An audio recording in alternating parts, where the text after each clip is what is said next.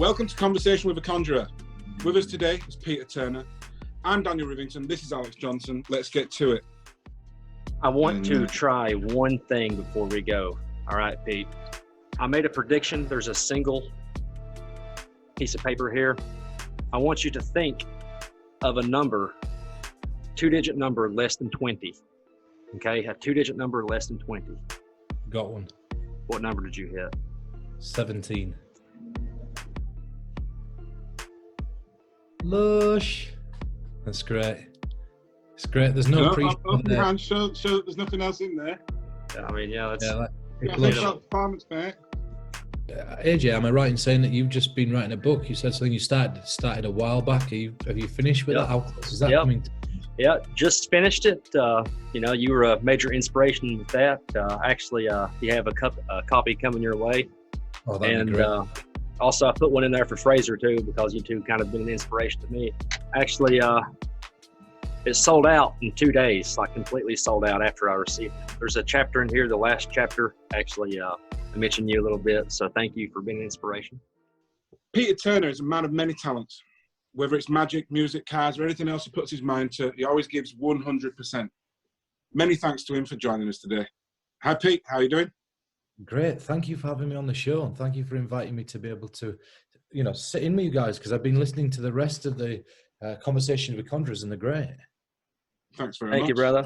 Thank you. And hope you enjoyed it. I saw you finish your project with the Cobra on Instagram. It looks fantastic. When are you going to pick me up? When we're going to go? I'm just joking. Do you have any other projects in the pipeline to do with cars? I re-put a transmission into a Chevrolet, a 1977 Chevrolet Monte Carlo, and I tried to find a garage that had fixed the transmission. And the problem we have in England is it's a TH350 transmission, and the problem we have in England is in America, you could take that to any garage and they'd just fix it pretty much straight away. In England, there were only one company that would look at it, and it was Rodley Motors in Leeds, in Rodley. And they wanted £1,000 just to look at it. And if it were condemned, they still wanted £1,000. So I thought, do you know what? I'm going to take it apart and I'm going to look at it. So I tried to build the transmission. I rebuilt the transmission myself. I fit it myself, and the car's back on the road. So I've got a little bit of bodywork that I need to do on that. I bought a Rolls Royce and I did all the wiring and the electrics on that, because I heard it's one of the hardest cars to wire up. I finished the Cobra. I've got one last job to do on my Mustang, and then that's totally finished. And so they're the cars that I've been working on. It's been keeping me busy over quarantine, to be honest. Yeah, the Cobra, I saw the pictures of it, and the white and the blue. Love it. Well, everybody else told me to do it the other way around. Everybody else told me to. Do you want to know why it ended up white and blue and not blue and white? Sure. Yeah. So I ordered a gear stick, the gear knob off of eBay for an AC Cobra, and it's the size of a pool ball. And I ordered a blue pool ball with a white stripe on it with a Cobra on the side. And when they sent it to me, they sent me a white pool ball with a blue stripe on it. And I thought, instead of waiting another 4 weeks for another gear knob to come, I'll paint the car the same colour as the gear knob. And so I ended up doing it the other way around, and it came out great. I never expected it to look as good as it did. All because of a little mix-up? Yeah, all because of a little mix-up with the gear knob, yeah. So before we really get this thing kicked off, I would just like to know, how did you end up meeting Dan? Like, how did you all meet? So about maybe a year ago, I'd say it's probably about a year, I was filming a project called Jinx 2. So let me give you an insight into the Jinx series. I'm a massive Animan fan, so much so that I have Animan tattooed on my hand. And I shot Jinx 1 in Greece, and it was put out via Murphy's Magic. Titanus filmed it, and it sold out in less than 2 hours in pre-order. Oh, wow. And for me, that was such a great thing, because it were a homage to Animan, and I love Animan's material more than anybody else's. And I promised myself that I'd go back through his larger books. And in fact, I did have one at the time. The laptop's actually rested on top of it. I have Animan's book on the table at all times. So I've got all of Animan's work right here. And I decided that I were going to do another version of Jinx at some point in the future, but I were going to wait until I felt I could do it justice. And it took probably about 4 or 5 years for me to feel comfortable looking back through the book to be able to film a second one. And I started to film the second one. And one great thing that I read inside Anneman's book is that you should use the easiest method possible to achieve any effect, so that the performance is left for you to be able to be great. And at the time I was thinking, okay, how can I perform a couple of really terrible effects but give them a really big performance and a really big feel to them? And one of the effects were a Matchbox effects that I'd read, and it were inspired by an old Matchbox vanish. And so I invited probably 10 or 15 performers from the local area to come to my house. And when they walked into the room, and you'll remember this, Dan, and you actually were the person that ended up picking the Matchbox. They came into the room, and there's 100 matchboxes just laid on the table and a series of matches. And when we all went out of the room, everywhere were, locked so that we couldn't see into the room. Dan, or whoever it was who nominated herself, in this case it was Dan, had loaded the matches into a matchbox, mixed all the matchboxes up on the table. Somebody else had come into the room, Dan had leave, they'd mix them up, and the 15 performers would take it in turns to make sure that none of us knew where the matches were. And then I influenced somebody to use their intuition to be able to locate where the matches are. And it was just a silly routine, because the method basically was that I had a matchbox that rattled on my hand, and then I had a series of spare matches that were palmed out. So when I picked the box up and wince, and I shake the box to everybody there, it was like that he'd located the correct box. Then I push the sleeve open, and I false transfer by pouring out the matches onto my hand, and then I just open random boxes, just to show, look, and I go, you could check any of these. And I don't know where they are. So, it was a nice little bold moment on the end, but that's how I met Dan. And I realized how did you actually meet him to know to invite him over to your house? Oh, I didn't. I think somebody else did. Oh, wow. Yeah, I think it was either Reese Goodley maybe, or it might have been James Ripley. Was James Ripley there? James was, yeah. And then I ended up bringing Alex Sladman, who's got a project with Illusionist, and Alan McIntyre, who's also a fantastic magician, in my car with me, down from Leeds, and we came to meet Pete. So all the people there I didn't know, and I did a version of Any Card at Any Number on Dan, the Burgess effect. So before one secret I'll tell everybody, and I don't mind sharing it because it's not pre-show, but what it is it's a pre-warm-up. What you find on camera is that you get muted reactions from people when you're performing to them. And the reason that you get muted reactions is because the very first effect that you perform to people, it sort of stuns them a little bit. So they think about it and then they react. Whereas if you perform one effect before you start to roll, or one thing that's really great, the next set of reactions that you're going to get are going to be a lot quicker. They're not going to be delayed. Yeah. So I always perform one thing, and if I'm ever consulting for somebody, I'll always perform one thing, and then I'll move into doing whatever work's needed. And in this routine, like I said, I just tip the method. There's no pre-show. But I nailed Dan with an Any Card at Any Number, and then that were it, really. We've talked since. I've seen him a few times. I know he's one of the most interesting people that I've ever met. We've met a few times. It's not a service station. It's like a weird snow globe indoors that's got like a trampoline center and then a laser quest. I don't know what you'd call it. It's like an activities center. Escape. Yeah, there's a ski slope as well, an artificial ski slope, I think. And that's it. It's right between us. So we met a couple of times, and I knew we were crazy the moment I invited everybody to a barbecue, and everybody brought their own burgers and everything else. And Dan rocked up with some mincemeat and said, I brought some mincemeat so we can make our own burgers. And I thought, this guy's crazy. We're definitely going to get on. Did you make your own burgers? Would you guys like to go into how you guys met? Because that must be an interesting story. You met in Taipei, is that right?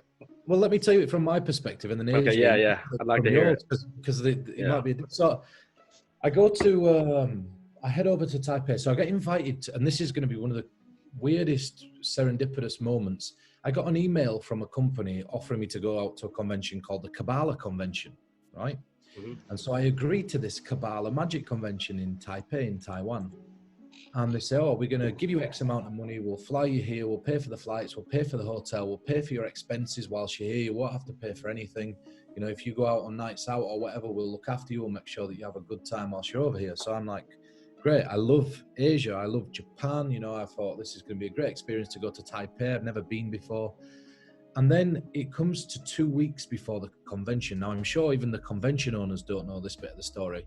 And then I get a call from somebody in Milan to say, oh, we've sold out of your workshop in 2 weeks' time. And it fell on the exact same date that I was supposed to be in Taipei, right? So I'm like, oh no, I've double booked myself. And the thing is that for the workshop that I was doing in Milan, I'd have earned twice as much money than what I were getting paid in Taipei. Now, I don't do it for the money, but when you're traveling 27 hours to get to Taipei and it's 27 hours back, and you don't know what it's going to be like, being that you don't know what the language barrier is going to be and everything else. And then you've got this nice, easy job where you're in a private session of 30 people and you're getting paid twice as much in Italy. You're torn, right? Anyway, I just made the executive decision to go to Taipei, and I went over to Taipei and I put Milan off. And I managed to move Milan back, right? And this is where it gets a bit strange, because when I moved Milan back another month, or 2 weeks, 3 weeks, I realized that I'd also double booked myself I was supposed to be in Argentina. So then I had to go to Argentina and move it back again. So if anybody from Milan's watching this, thank you for your patience. Thank you for not cancelling your place at the workshop. And thank you for the great experience, right? So I land in Taipei and it's raining. So this is the calm before the storm. It was nasty rain, but it was the calm before a typhoon. So whilst I was there, we were actually on lockdown because all the businesses closed, everything closed down, and we go into this lockdown because this big typhoon that's hit the city. I get into there and I say, oh, I don't want to be in the hotel room all the time. I go out, I turn up at the convention, and I'm thinking to myself, oh, nobody's going to know who I am. You know, there's Eric Jones on the bill, there's Matty Gilbert, there's a few other people. And I thought, I've been invited out here. I didn't think that the promotion would have been as big as it is. So I'm just sort of mindlessly wandering around this convention. And then we start to get told that we have to do this jam session. And I know this is sort of a long-winded story, but it's all relevant when we get to this jam session. And so I thought, all right, I love to jam with people. So I'll sit down out in the corridor. And the first thing that I say is, I sit down, and AJ will tell you this, I've got like 30 people around me within a second as soon as I sit down. So I have a little jam, and then these 30 people leave, and then 30 more people come. And I say to AJ, I'm like, well, he'd introduced himself at this point. I'm like, I'm absolutely starving. Like, is there anywhere we can get some food from round here? And straight away managed to sort it out so that I had some food brought. We jam. I go into this room and it's like a big dining hall. So you have to imagine a big hall and there's 5 tables. And on these 5 tables are the performers from around the globe. And the way that it works over there is you get to pick to see who you want to watch jam, right? So you can watch their effects. And so, there's this little battle going on between everybody, and I'm just sat and I'm chilling. And then AJ sits down and we get chatting. And he's like, oh, dude, what are you doing tonight? Do you like rock music? And I'm like, yeah, I like rock music. So in the middle of this typhoon, I've got this crazy guy that's just offering to take us round town during a typhoon. So we go out on this night out, and it's one of the best nights of my life. I end up doing karaoke in a phone booth. We go to a nightclub and we're just having fun in this nightclub. We then get to about 3 o'clock in the morning. And then this is where I just sort of lose track of all time, because we end up outside of 7-Eleven. Which, yeah. Look how excited it is. So we end up outside this 7-Eleven. I had this written down. Yeah, it's one of the greatest bits of greatest nights out I've ever had. And then we've just sort of stayed in touch since. So yeah, that's how it started, from a small jam session, somebody offering, do you like rock music? He takes me to this rock bar, which was undoubtedly the worst rock bar I've ever been to in my life. You go upstairs and it was something like $12 to get in, which $12 is not a massive amount of money. But when you AJ says, can we peek our head round the door? And you peek your head round the door. And it's like the best way to describe what we're in there, and you won't believe me, I'm sure AJ will tell you this. There's a drug called spice in England. And it's like a drug that turns people into zombies. So these people were in this club dancing like this. like they were on spice, like they were waving their arms, like they were zombies, like. And I think, what were it called? Were it like called zombie rock or something? Yeah, that's what it was. The band was zombie rock, but they had something that they was passing around. I don't really know what it was. Oh, it was the weirdest experience I've ever been. But it was a great night, one of the best nights of my life. So yeah, do you want to tell them how you? Well, the thing that I was laughing about so hard was outside of the 7-Eleven. I have it written down here. Could you tell your memory of the Russian guy outside of the 7-Eleven? You know what? I were pancaked. I'd had a few drinks, and I remember. Did I get him to dance or something? I can't remember.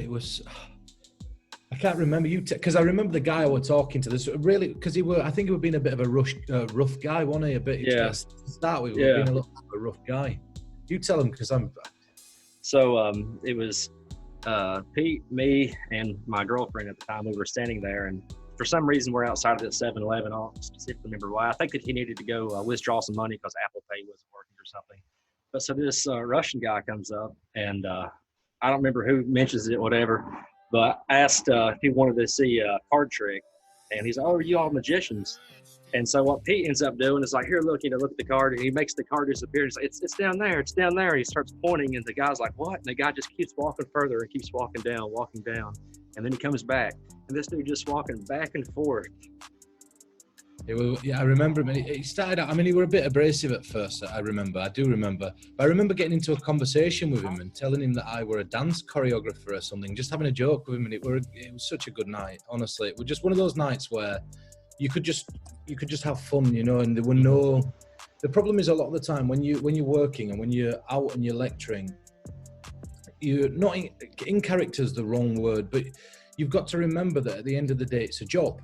And when you go in the office or when you're a teacher or when you're working in your job, Dan, you don't behave the same way that you behave when you're at home behind closed doors, and I don't mean that you do odd things behind closed doors. What I'm saying is that you feel a bit more relaxed behind closed doors. You can say things and you're not constantly on guard. Do you know what I mean? And you don't have to worry about your opinion on whatever subject the world throws at you because you're going to offend somebody. Because I'd never want to offend anybody, right?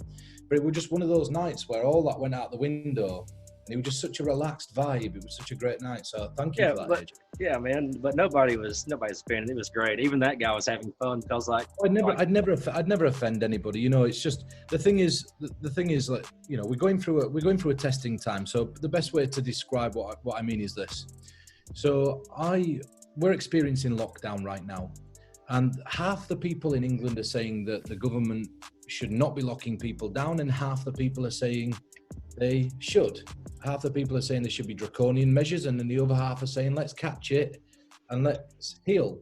Now, I've always been taught one thing. My granddad always said to me, never talk about politics, religion, or anything that's going to offend anybody, because what happens is you end up drawn into an argument where your opinion doesn't matter, right? And you can end up losing friends, you can end up losing family, you can end up losing followers over a comment that doesn't mean what you're saying. And so for example, I have no opinion on this COVID-19 business.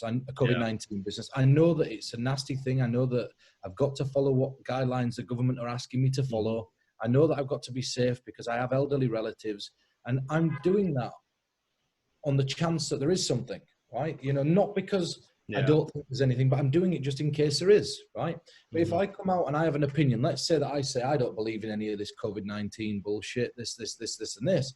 Well, then I offend 50% of the population in the UK, and then I ostracize them. If I turn around and say, I do believe in this, and you're all idiots if you don't quarantine yourself. I will tell you this, though, man. Like, I didn't believe it, and I'm here in San Diego, and I would go out, to the store or whatever, not wear a mask, and I ended up getting incredibly sick. Like, it was like the flu, So, I didn't believe it, but I did get sick. And that's it. So it's very difficult, and it puts you in a very strict position because, not that I have an opinion on that subject, but you can't have an opinion either way.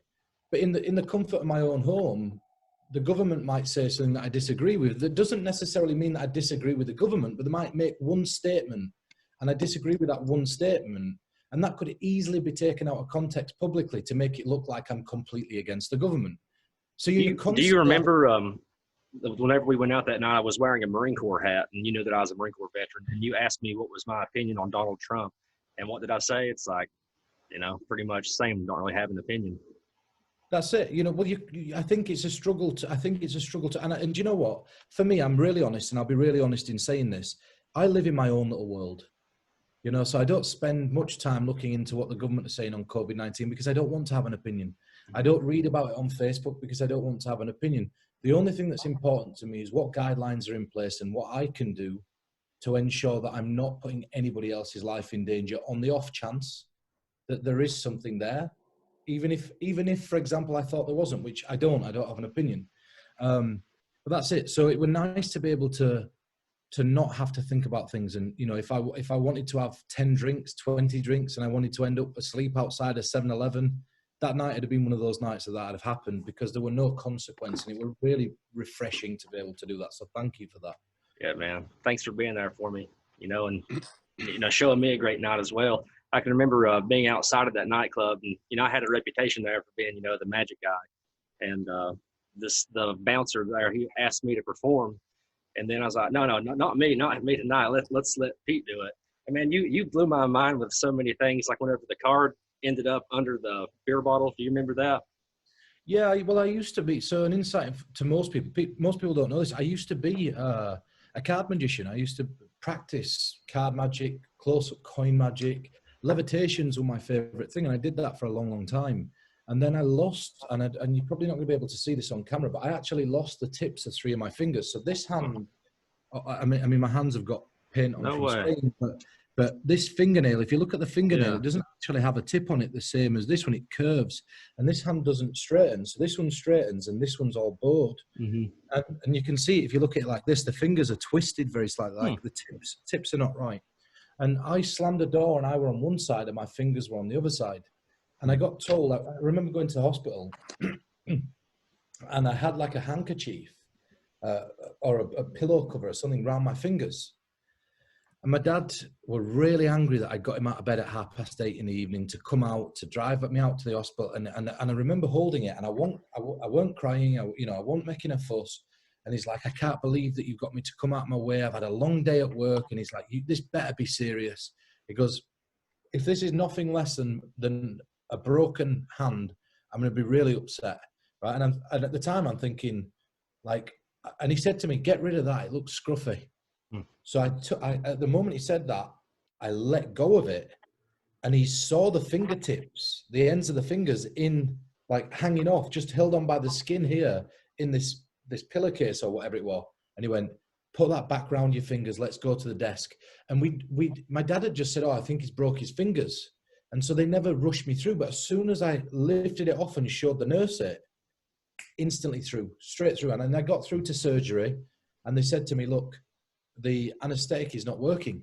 So we're going to have to just do this as it is. It was that much pain, the anesthetic wasn't working. And they embedded the nails back in. And then I started playing. I got told I'd probably not move my fingers again. So you imagine being a close-up magician, you're pretty good at card stuff, you're pretty good at all that, and you're a competition performer for cards, and then you get told you're not going to be able to do this anymore. And so I really struggled with that, and I started playing guitar as much as I could. I would try to finger pick, and every single time I touched the strings, it felt like somebody was slicing the tips of my fingers with a razor blade. And I just fought through it, and I fought through it because I wanted nothing more than to be able to get it moving. And they told me not to try to move it. They said, don't try to move it till it's healed. Anyway, I went to the first physiotherapy session, and he said to me, the chances of you being able to move your hand for the foreseeable future are very, very slim. And I just moved my hand. I went, I can move it somewhat. And the guy was so shocked that when we had the consultation, he said, off the record, if you'd have not done what you'd done during the time that you were supposed to not be doing it, you probably wouldn't have moved your hand again. How many fingers did that happen to? Your entire hand? So this finger, and just the very tip of this finger, and it broke that finger, it twisted it. And I don't know if you can see this on camera. There's like a scar all the way across there. Yeah, I see the scar down. See that? Yeah, so I chopped the tip of my finger off about half a year ago with a grinder. So I always take the blade off my grinder when I'm cutting metal. And so I cut the top of this can off, and I put my finger on the outside, and what I normally do is spin it, and as I spun it, the grinder blade went straight through the metal and just took the end of my finger off. and that I actually sorted myself. But the end of my finger is actually, I don't know if you better see it, but it's sort of bubbled, like right where it meets. It's got like a little bubble there. So I'm always doing stuff like that. You know, I were a joiner, carpenter. Hey. Working, you know, Speaking on being able to relate to that, check this out. I'm going to pin my video. I can relate to it because there you go. Had the tip of my finger amputated, and I was able to. I had to relearn how to play guitar, how to make chords, and everything. And actually, I didn't think I was going to be able to have full range of motion in that hand. And you know, it's ugly, but so yeah. I wouldn't have ever noticed. I didn't notice it. So I didn't notice yours either. So that's kind of an interesting. But it just makes you want to do it more, right? It makes you want to work harder to be able to adjust to do it. You know. That's one of my questions. That's one of my questions striked off. All right, yeah. I was going to ask you. Well, I was going to say, we've met a few times, and you say you're not good with cards, but you are good with cards. You are really good with cards, and sort of what I was going to get onto was what made you transition from being a magician to being a mentalist. But not only that, in which ways would your approach to mentalism be different to magic? I think that they're very, and this is where most people disagree with me, and it's not because it's just my opinion. I view them as very different art forms, the same as I view hypnosis as a very different art form to mentalism. I don't mix magic and mentalism. As AJ just said though, if I'm in a bar, sometimes just as a mess around, I'll still perform something that's a piece of magic. You know, I were very good at putting cards under bottles or into people's shoes or in places they weren't supposed to go to do transposition pieces and stuff. And if I'm out having a drink and I think it's a bit loud, I can't be asked performing a big mentalism set, I'll just do what I know is easy for me to do at the time to impress somebody and then get out of there, right? You know, and so I'll often tend to do something like that. But what I'll do is if they call me back, so let's say I get called back from that moment and they say to me, oh, you're a magician, and then there's a bit of breathing space where I can hear them, I'll say to them, no, you know, I wanted to show you that because I felt that we were going to be talking again later on, and I wanted to show you what a magic trick looks like so you know the difference when I show you what it is that I actually do. So I almost use it as a paint of contrast between the two. And if you look at Kreskin used to open his shows with a link in rings and then move into an entire mind reading set by saying, that's magic, this is mind reading. And so I got into mentalism because A, my hand, but B, I think there's a dramatic difference between the two. And I treat them differently so that they come across as different art forms. I want them to look different, just the same as if I was a painter and decorator, that'd be different to painting portraits. If I were a portrait painter and you were painting landscapes, even though they're under the same umbrella, they're very different. You know, the way that you use it, maybe you use the brush the same, but they're very different outcomes from the very same start. You still have the same palette, you still have the same colors, but the outcome's very different. If somebody looks at portraits and somebody looks at landscapes and you say, are these two things the same? Yeah, on a foundational level, they're both paintings, but one of them's the subject is different. You know, one of them, the subject is a person, and another one's a landscape. That doesn't mean that everybody has to follow my logic. You know, mine's just an opinion. Where do your concepts come from? I know you've been studying basically all of your life, but the things that you actually create, like how, like what's the process? You know, if you can even begin to explain it. I wouldn't call myself a creator. I'd call myself a problem solver. You know, and that's it. And so, first thing is this. I always think about what I'd like to see. So I always think to myself, okay, what would I like to see? So then I'll pick a plot and then I'll find somebody that's done that plot, and I'll watch as much as I can about that. But let's say it's a witch hand routine or whatever. And I'll watch it and I'll think, okay, like this game's great.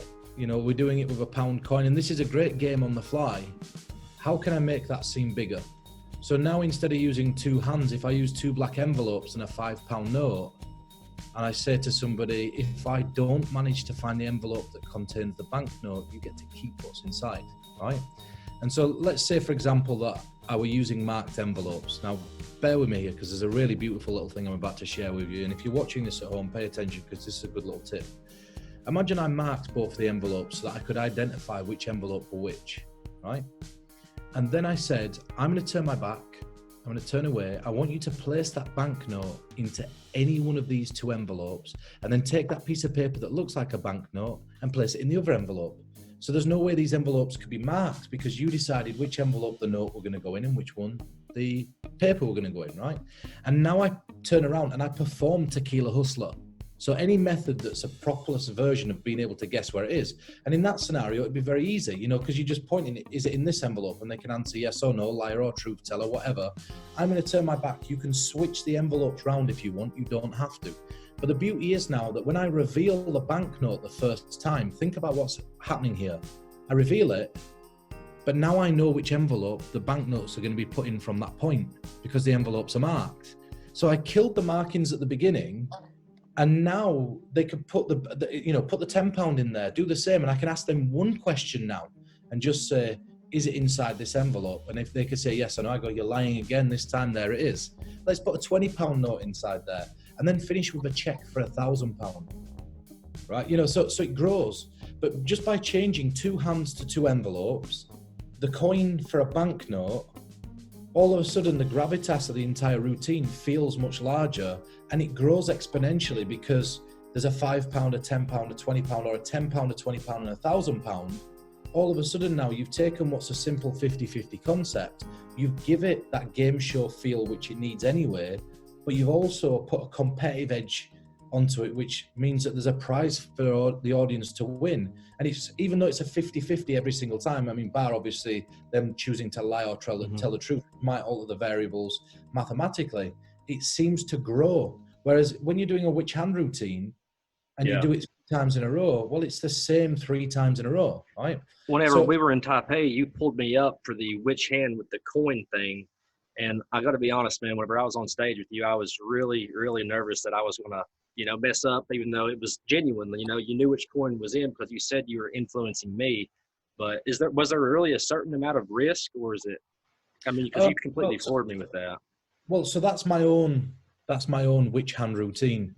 And so just to give you an insight into that witch hand routine, and AJ, please tell everybody if I'm making this up. So there's, I haven't published this. So any material I use on stage, a lot of it I keep for myself, and any material I'm going to perform live, I keep for myself. So this version of this version of Witch Hand, not ACAN, is, instead of it being a piece where I deduce which hand you put it into, I talk about behavior and how I can predict human behavior. And once I get to learn the way somebody thinks, I can also influence behavior. So the first round, I let you choose a hand, free choice, and I tell you where it is. Right. You never write it down. There's no liar, truth teller plot. It just is real. It's a real piece of psychology, right? The second round, I then write down on a pad, before you decide which hand you're going to put it in, which hand it's going to end up in. Before you've ever done it, and I show the entire audience, then when you open it, the audience go nuts. Then I do it a third time, and I tell the entire audience which hand you're going to put it in. And then the last round, you think of anything in the world, any image or anything, and I ask you to put the coin. This is the bit where it gets confusing to say it out loud and explain it, but when you watch it, it's very seamless. So for example, let's say that you picked a house. In that round, you think of any object. If it's natural, you put it in your right hand, man-made your left hand. There's no gimmicks, there's no receivers, there's no sixth sense, there's none of that. I can tell you each time which hand it's in, and then I can finish after 2 questions and tell you the exact object, item, or thing that you picked. And there's no pre-show. You come out, it's nice and simple. And it's just a variant that I've loved, right? But what it does is, the first round is me predicting your behavior. The second round and third round is me influencing your behavior. And then it's using the accumulative of that data to then ascertain something that's completely random based on how I know you now think, right? And so that's another variation I have. So to answer your question is this: I'll tend to watch something and I'll think, oh, that doesn't make sense to me. So is there a better method that I can apply there? So I apply that method, and then I'll look at paradoxes. That's another thing that I've really gotten used to and I've fallen in love with recently. So for example, let's say it's a memory divination. And, Drew Backenstrass is great for this type of stuff. If you read Architect of the Mind, it's a brilliant book, right? I was actually I think I know what you're going to say. And I was actually telling AJ about this yesterday. The memory thing. about forgetting. Forget. That's the one. Yeah. So this is it, right? So it's a paradox. So let's say you're doing a memory divination and you're going to guess a memory that somebody's thinking of.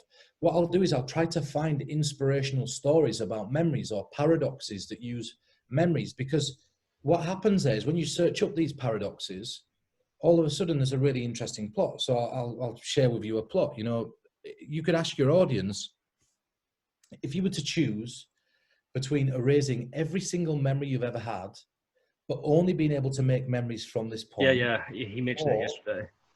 Keeping every memory you've ever had, but never being able to make a single memory again, which would you choose? I mean, it's an impossible choice. I mean, like, I was thinking about that. I was like, man, how can you? He's had a day to think about it, and he still don't know. Well, I mean, you can't blame him, can you? Yeah. It's a hard question. But that's it, and that's mentalism. That moment where you're not showing somebody an effect, it's an affect. You have an affect on the way that the brain works. And you don't have to be pulling something out or revealing something for that to happen. You're just putting your audience into that state of mind.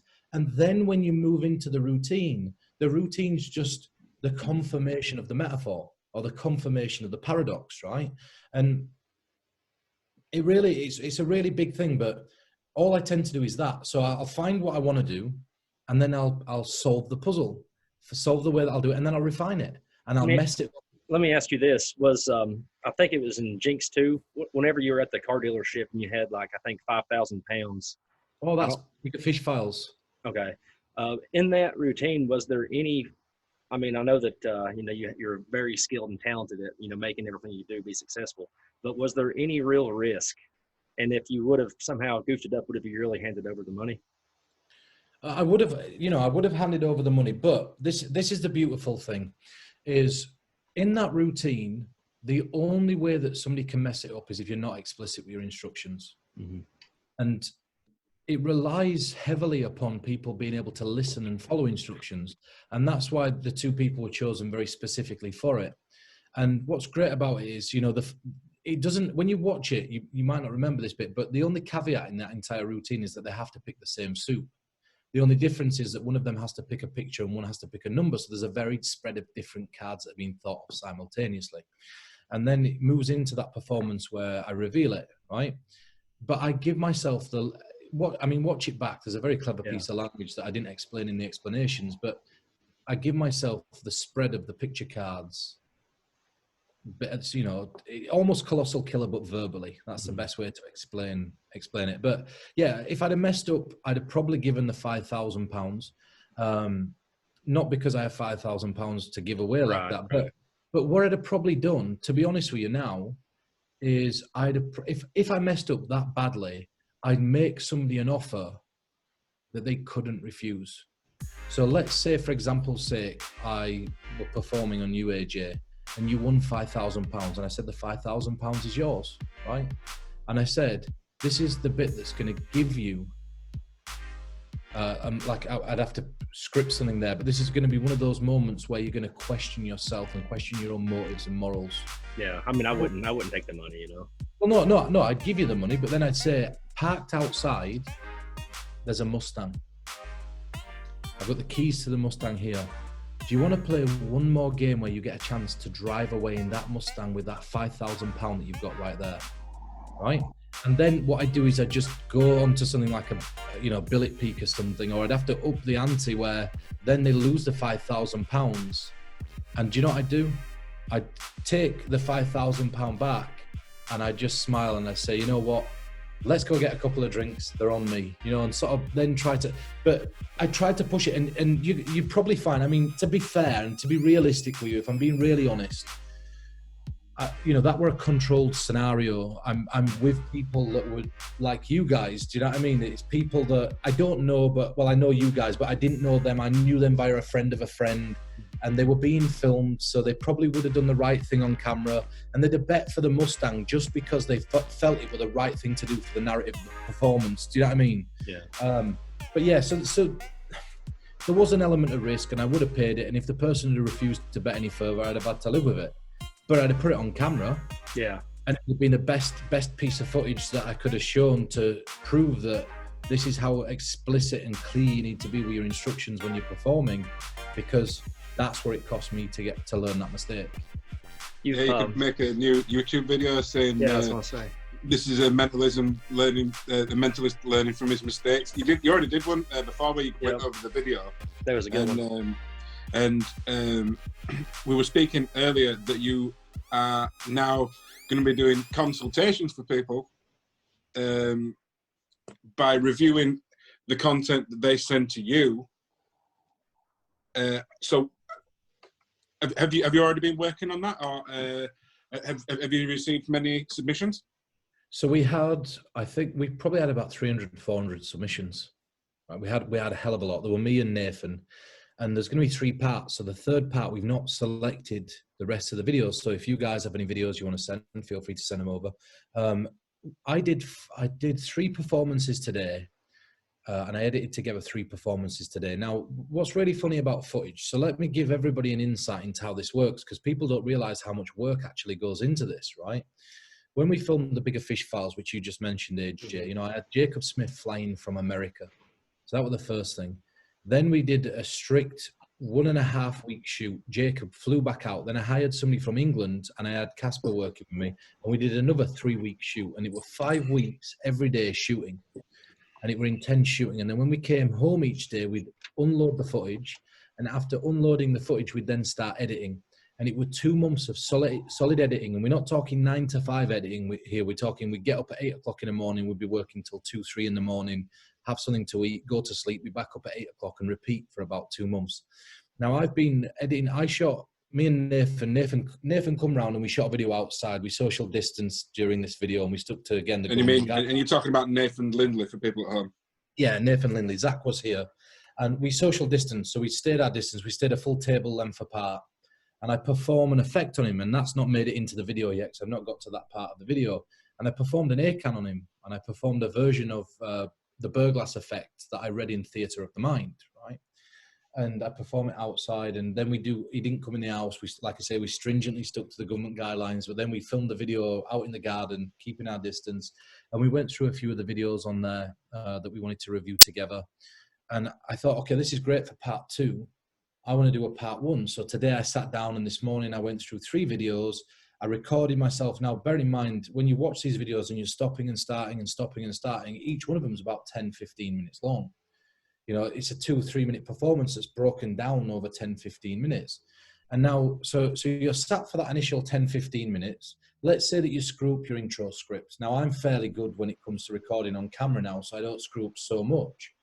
But let's say, and this has happened every time I filmed, the batteries died on the camera, or the microphone's cut out, or the batteries have died on the receiver pack, and you don't know it. So you do 19, 20 minutes of footage, then you go around the other side of the camera, and after 2.5 minutes, the mic's gone dead. But I can't see that, because I'm the cameraman and myself at the same time, you know? Can't be on both sides of the screen. So then you have to record that 20 minutes again. And then 2 minutes at the back end will be cut off. So then you have to mess with that. And then you'll get memory card full, and then you have to mess with that. And then you've got the time of actually chopping it together, which, AJ, you'll know this. You could take a minute of footage, and what people see as a minute of footage could be 10 hours in an edit studio. You know, so I've got 35 minutes edited that's ready to go on YouTube, and I feel it'll probably be on YouTube tomorrow now because of how long the internet takes to upload anything at this place. But I did 3 performances. I did Sage Warden, I did Chris Thompson, and I did Daniel Sutton. So three people, and the performances weren't that bad. I mean, obviously Chris Thompson's out of the 3 of those, and I'm very honest to Chris. Chris is part of my social circle of friends. It's probably the worst performance I've ever seen in my life, but still, they're the best performances to learn from.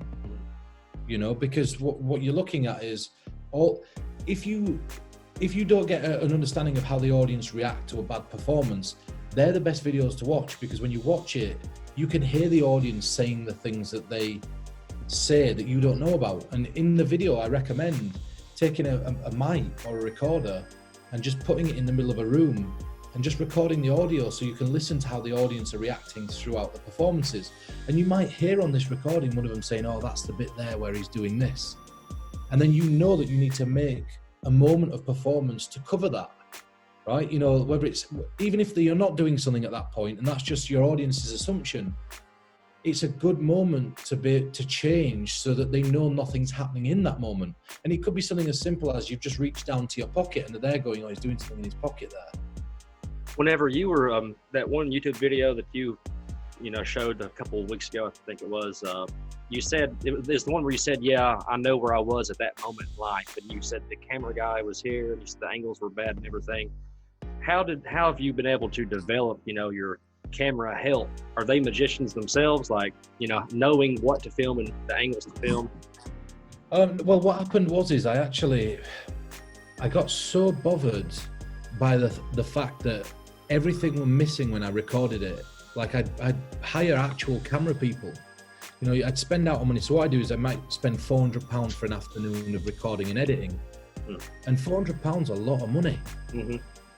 So you shell out £400 and then you get back 5 minutes of footage that's unusable. Yeah. And after that happens 2 or 3 times, I'm up at £1,000 there. I could buy a camera rig myself. So I did. And I thought, right, I'll use a tripod. And I started using a tripod. And then I started going, okay, this is how I want the performance and this is how I want to record it. And then I started to learn about cameras. And you've seen my B-roll, AJ. I do cinematography. I'm not a bad cinematographer. I'm not saying I'm the best, but I'm not bad. And I started to learn about where the angles of cameras should be filming from. And then I started consulting more.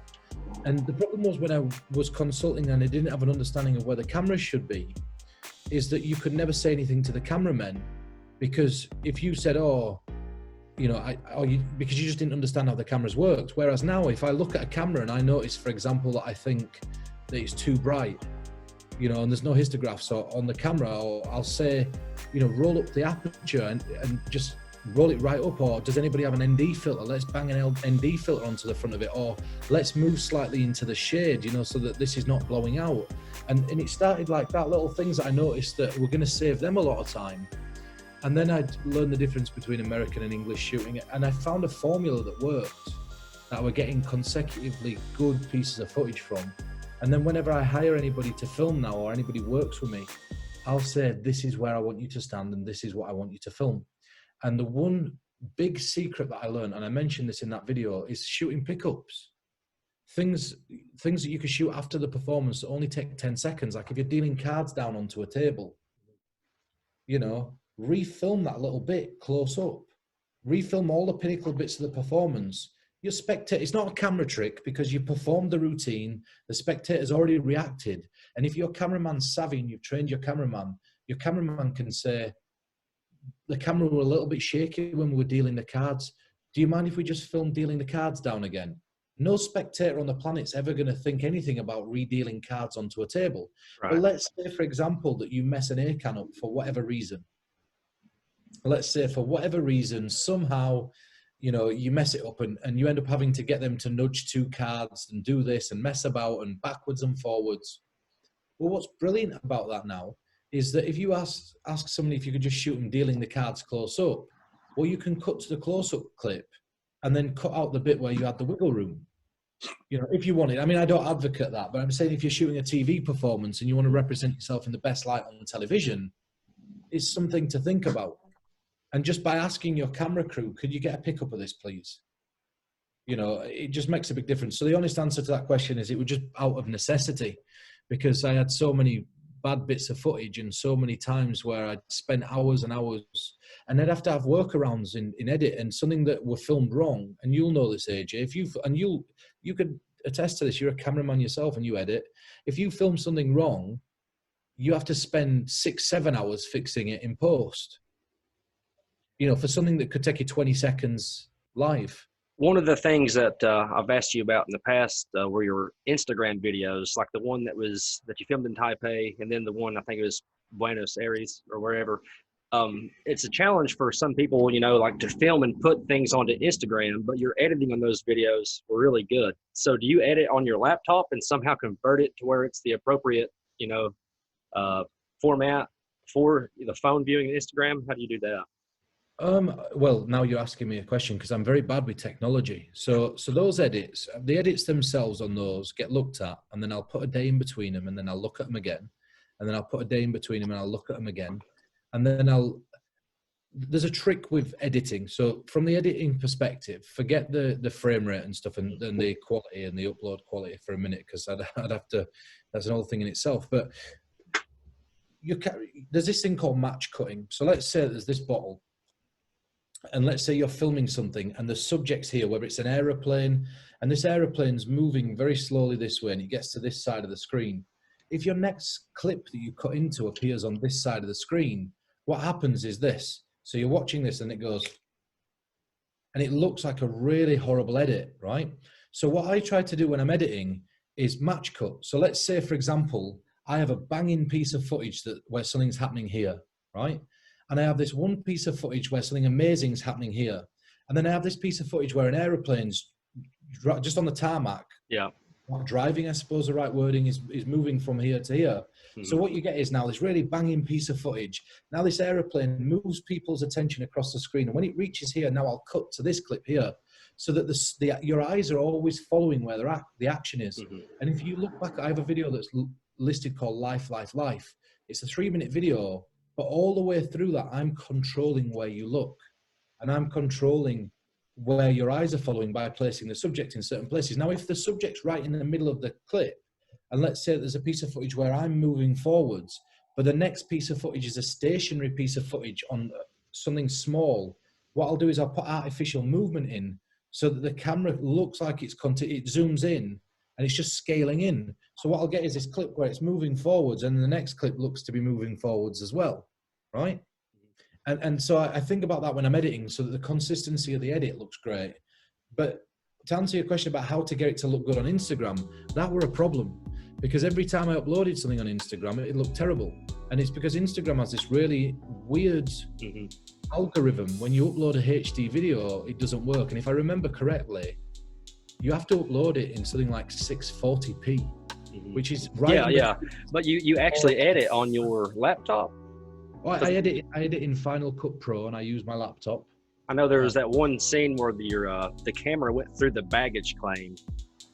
Oh yeah, what that was is, so I'd got into the cockpit. So KLM had invited me in to perform on the pilots, which were great. That were just from jamming with a stewardess.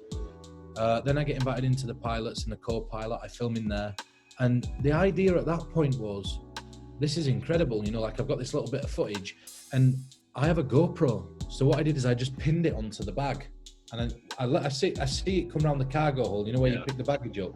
I pin the GoPro onto it and I just leave it. And then it goes back through around the back of the airport, back past the staff, and then comes back to me, and I just pick it up. And, you know, I do stuff like that all the time. Like if you watch the Buenos Aires video, there was a scene where we're all drinking wine. And I thought, you know, instead of filming the bottle being poured and in slow motion of the wine dropping into the glass, put the GoPro into the glass and pour the wine on at the top of it. Do you know what I mean? And so I think little things like that.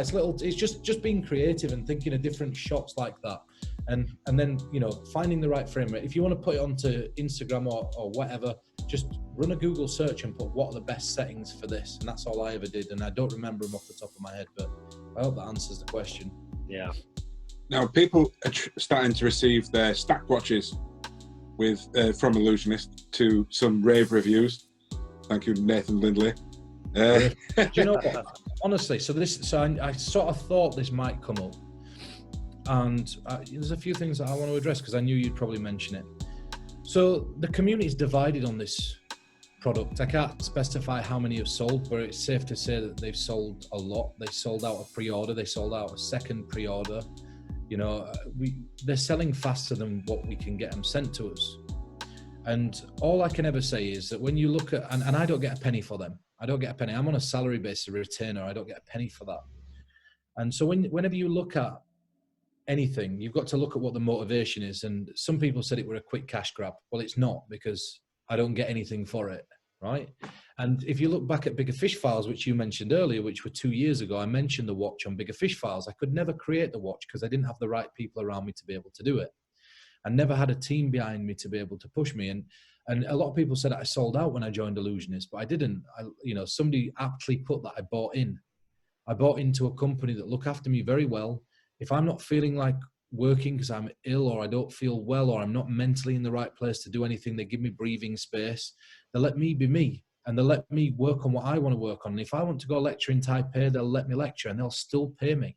If I want to do Skype consultations, they'll still let me. If I want to consult, they'll still let me. And they never encroach on anything I want to do creatively. And it was the best move that I've ever made. For health reasons, it were a great thing. Anyway, there seems to be this vocal group of people that think it's absolute laziness for people that don't want to learn stack. And do you know what? The thing is this, and I'll sit here and I'll happily say this.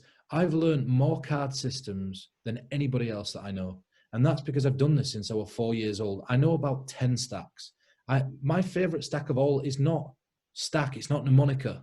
My favorite stack of all has always been my telephone number, my address, my date of birth, and my national insurance number. Because I'm never from Pure Effect, that one. Did you learn that from Pure Effect? No, well, I've been doing it years, you know. It's one of those old things, and I don't know where it originates from, but Leo did an incredible thing called Deep Sea. Leo covered it in Syzygy. It was called Deep Sea Digits. And Deep Sea Digits is essentially a routine where you propose to perform a memory effect on your entire audience. So you get a pad and you ask somebody to name a number, a single digit, and you show them it being written down. Then you name a second digit and you show them it being written down. Then the third digit, you miswrite it for the first digit in your date of birth. And now you get like 10 or 12 digits, and then you finish off with 2 digits, right? So you have to remember 4 numbers. But now what you do is you hand the pad off to somebody else and you say, I'm going to try to remember that throughout the duration of the show. And at the end of the show, what I want you to do is I want you to remind me, and you just have a little bit of a joke there, that there's this pad and I'm going to reiterate all the numbers. So now, of course, you point out the first number. You picked a 1 and then there's a 2 and just cross them off as we go along. Turn it around for everybody to see. A 2, a 6, a 1, a 0, an 8, a 7, a 4, a 2, a 6, a 5, a 2, a 1, you know, and you go through all these numbers that you've remembered. And that's certainly the first place that I ever saw it. And that totally predates Pure Effect. And then I took that and applied it to a card stack. It's always been my favorite stack. Then I learned the sidestepping stack. Then I learned the shadow stack. Then I learned, well, in fact, in between that, I learned the 8 King stack. And then I learned the Pruder stack. And then I learned stack at one point and I forgot stack. You know, so I've learned so many different systems. I've probably got about 10 stacks I've learned. So it's not down to laziness, but what it's down to is this, is sometimes in performance, what happens is I can have a really good day, a really, really good day where I'm on fire. And if I'm on fire, it's banging, right? And I don't mean that egotistically, but then I can have really bad days where I struggle to remember people's names because I've got shit going on at home. I've got stuff that I have to deal with. And so I created systems to be able to get people's names back in performance without having to re-ask, right? And so that was the first thing. So if I'm having a bad day, I can re-get somebody's name, you know, and I'll give you one of those systems. One of the easiest systems for that is this. We're looking at Ancestry.com. Have you ever been on Ancestry.com, Dan? And you can look at your lineage or your heritage, right? Mm-hmm. And the interesting thing is that I found out that our actual names were based on our jobs way back down the line. So for example, Turner were metal lathe workers. They used to turn metal. They were metal workers. What's your full name, Dan? Sorry, no, Daniel. I'd go, what's your full name? Daniel Christian Rivington. So now notice how you give me your first name, middle name, and last name, right? So let's say I'd forgotten your name. By talking about what we could learn about somebody based on the heritage, I go, so what's your full name? And now you retell me your first name again. And now I only have to make a small reading based on your last name, but now I know your first name again. And if I can make the reading accurate, it seems to match the premise of what it is that I'm trying to say. So I created systems to remember names. I created systems to be able to quickly add things up in my head. If I ever use pre-show, I hide it amongst my tattoos so that I don't forget it and I can casually, whilst in performance, I mean, my hands are covered, you know, so I can just write things into my tattoos and look down in between my fingers and nobody ever notices that. And that's where the idea came from. You know, look, one day I was performing and I had the worst performance. We're starting to get a bad connection, Pete. Are we back? Could you just repeat the last 10 seconds or so? Yeah, you had a performance, it went bad. I had a performance, it was a pinnacle performance, but I were overconfident. And I were having a bad day, but I started to like peak at the end. It started getting great. And then right at the last second, I were doing this bit where I were doing any card at any number, and I'd misjudged the calculation to make the math work, right? And so I'm sat there casually, drinking this whiskey, sat, King Dick, with almost like if I had a cigar in my hand, it'd complete the scene. And I'm counting, I'm not even looking. I'm just like, yeah, count them, get to the last one, turn it over, and it's wrong. And because I'd calculated it wrong, the entire end of this act were blown, right? And I casually laughed and said, sometimes true perfection has to be imperfect. And I just made a little joke, and I think I tied it off with some sort of psychological thing where I got somebody to guess the next card, and that were it. And I left that performance and thought to myself, right, I want a system that I can create to be able to do that for me if I'm ever not feeling well, or if I'm not having a good day mentally, or something's happened. One of the gigs that I did was one of the bigger gigs that I did were in Manchester just before filming. It was for the filming of Devil in Disguise 2. And the reason it was such a big gig is because there were a set of people there that I'd wanted to work with. It wasn't a big audience. It was just, for me, one of those bucket list gigs that you tick off, right?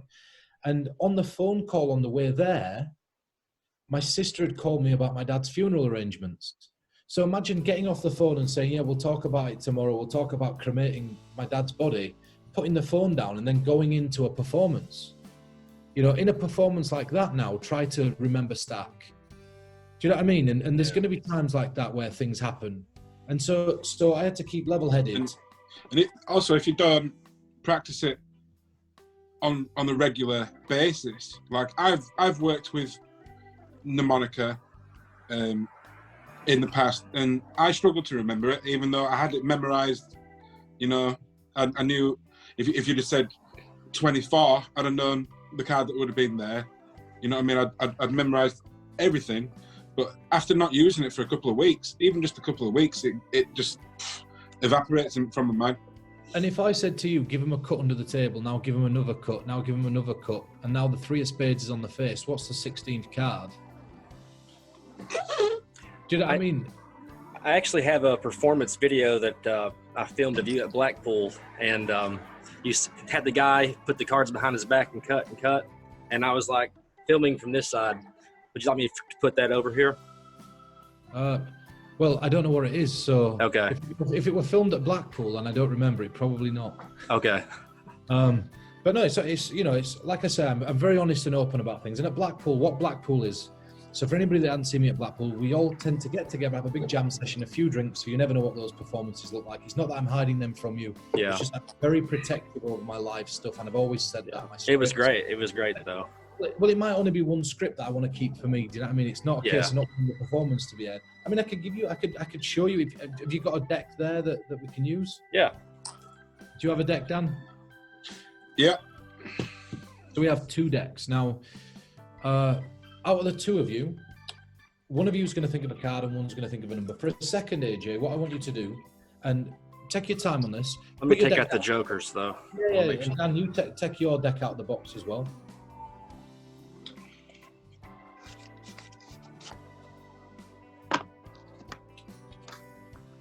So I'll start with yours, Dan. Place the deck face down on the table. Face down? Yeah, face down. AJ. Yep. Think of a number from 1 to 52. Okay. What number are you thinking of? 17. Do you want to change your mind? Okay.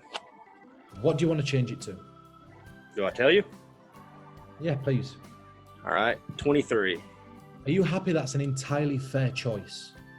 I didn't say to you, AJ, please pick those numbers. You genuinely made those numbers up off the top of your head, and you genuinely wanted to change your mind. You didn't have to if you didn't want to. Right. Dan, because AJ has nominated a number from 1 to 52, you're going to nominate a playing card, but we're going to do it slightly differently to selecting one normally. So let's make this private. Do you know the long card number on your bank card off by heart? Just yes or no? Yes. Okay, I'll tell you what. Focus. Well, no. You know some of it? I know. Sorry, I just know the 3 digits on the back. Do you know any of the front? I've got it here if you want me to use it. If you want to use it, you can use it. Get it and look at it. Just hold it like this.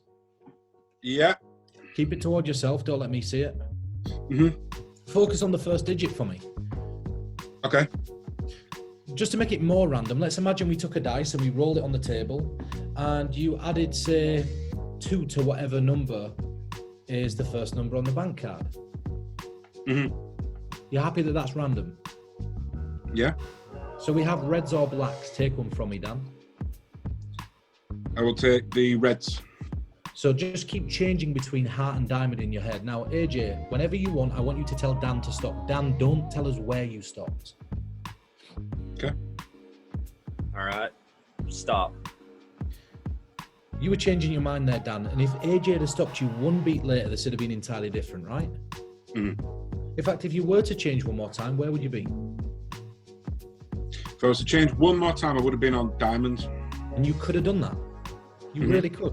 But that's not where AJ stopped you. So that tells us that he stopped you on a heart, correct? Yes. What number are you thinking of right now? The card number plus the 2. Yeah. That's 6. So the 6 of hearts. Mm-hmm. Your deck up. You're going to deal them face down one at a time. Okay. On the top of the deck. What number did you say, AJ? 20? 23. Deal down 23 cards. 6 1, of hearts. 2, 3, 4, 5, 6, 7, 8, 9, 10, 11, 12, 13, 14, 15, 16, 17, 18, 19, 20, 21, 22. 6 of hearts. Six of hearts. All right. It's a really simple presentation, a really easy thing to do over Skype and Zoom and everything else. And this, of course, uses the stack watch. You know, it uses mnemonica. I saw when you were messing with the cards earlier on that the deck was in mnemonica. I don't want anybody. Yeah, that's right. Yeah. Dan, I didn't ask you to think of the 6 of hearts though beforehand. You didn't know you'd be thinking of that. No, and you wouldn't have known which one I would have stopped on. No, so it's just a few techniques put together to get to that, but it works that well. AJ, let's play a different game with you. Can you pan your camera down slightly? Well, it's my computer. I'm on a desktop. Well, let's try it this way then. Shuffle the cards up on camera so they can see the cards being shuffled on camera. I'm just gonna cut, okay? No, shuffle. I don't mind if they're in stack. They're not in a stack. These I just got out of a box. I don't really use stacks, so all right. Well, the stack watch might be a good thing for you, AJ. Give him another shuffle. All right. Now, the thing that's important here is there any way you can know the order of that deck, AJ? I mean, no. Is there any way that I could? I hope not. Give him another cut. Okay. If I told you now that the 6 of clubs were at 23, would you believe me? I mean, no. I probably wouldn't believe myself. So what I want you to do is this. I want you to hold the cards like this. Okay. And I want you to take them one at a time and show the camera them and then put them face up down on the table or whatever's in front of you. Okay, so show and count 23. Face up to 23. 1, 2. So you're putting these face up on the table. Oh. Okay, right, so I reversed it. So it's all right, 1, just look at it. Put it face up. 2. That's it. 3. 3. Now the chances of it being there are very, very, very slim. 6, 7, 8, 9, 10. Up there a second. That's 10 cards. Have we seen the 6 of clubs yet? Nope. Keep going. 11. 12. There it is at 12. It's at 12, right? Let's see if the 6 of spades is there.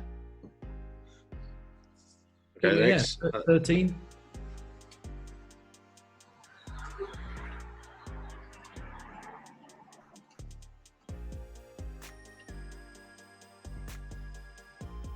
This is 20. Yep, 21. 22. And then 23. Yeah, just turn it over. It doesn't matter. It's not meant to be there, right? But the point is, and the point in this is just to prove to you that, and so take all those cards that are there and just turn them over and put them back on the top of the deck. The ones that are on the table. Okay. Take them all. Okay. Yep. Put them on the top of the deck. That's it. Square them up and just put the pack out of the way for a second. Okay. Just to prove one thing. This. That you can't just name a number and hope by some miracle that a playing card's going to be at a particular position. It's not just luck. What I'm about to show you is pure intuition, right? So AJ, I just performed something on Dan. I'm going to try this on you. I want you to think of the value of a playing card. Ignore the suit for me. Okay. Now, just to make this more random, if you're thinking of a number card in your head, change to a picture. If it's a picture, change to a number, just so you're somewhere brand new. Yep. And just to make this even more random, if you're now thinking of a number, change to any other number you want. And if you're on a male court card, change to a female. Anywhere else, just stick. Yep. Can you think of the suit that you feel best fits this card? Yep. So look right at me for a second and just imagine telling me that suit. Okay, do you know what? The shape of this suit is right, the colour's just wrong. So change the colour and go with a suit in the opposite colour that closest matches this suit. I mean, okay. Okay, look at me. Stay with that colour, just change the suit one more time. Keep the colour but change the suit. Okay. What card are you thinking of? Queen of Hearts. The Queen of Hearts, okay. So what were the first suit you went for when I said the suit that you felt fit the best? Clubs. Queen of Clubs. So diamonds. No, diamonds. Diamonds, okay. Yeah. Do you want the club? Do you want the diamond? Do you want the heart? It's up to you. Change your mind as many times as you want. You pick, it's random. Okay. What do you want? Which is your favourite out of the three? Club. The clubs. Pick the deck up for me. Be really honest. Do you know where the Queen of Clubs is inside that deck? 100% honestly. 100%. I have no idea. So what I want you to do is keep the cards in view the entire time and just deal one at a time, face down. Don't worry about counting. Just deal face down onto the tabletop. Okay. Yeah, just go, showing it. No, just face down. Just keep going.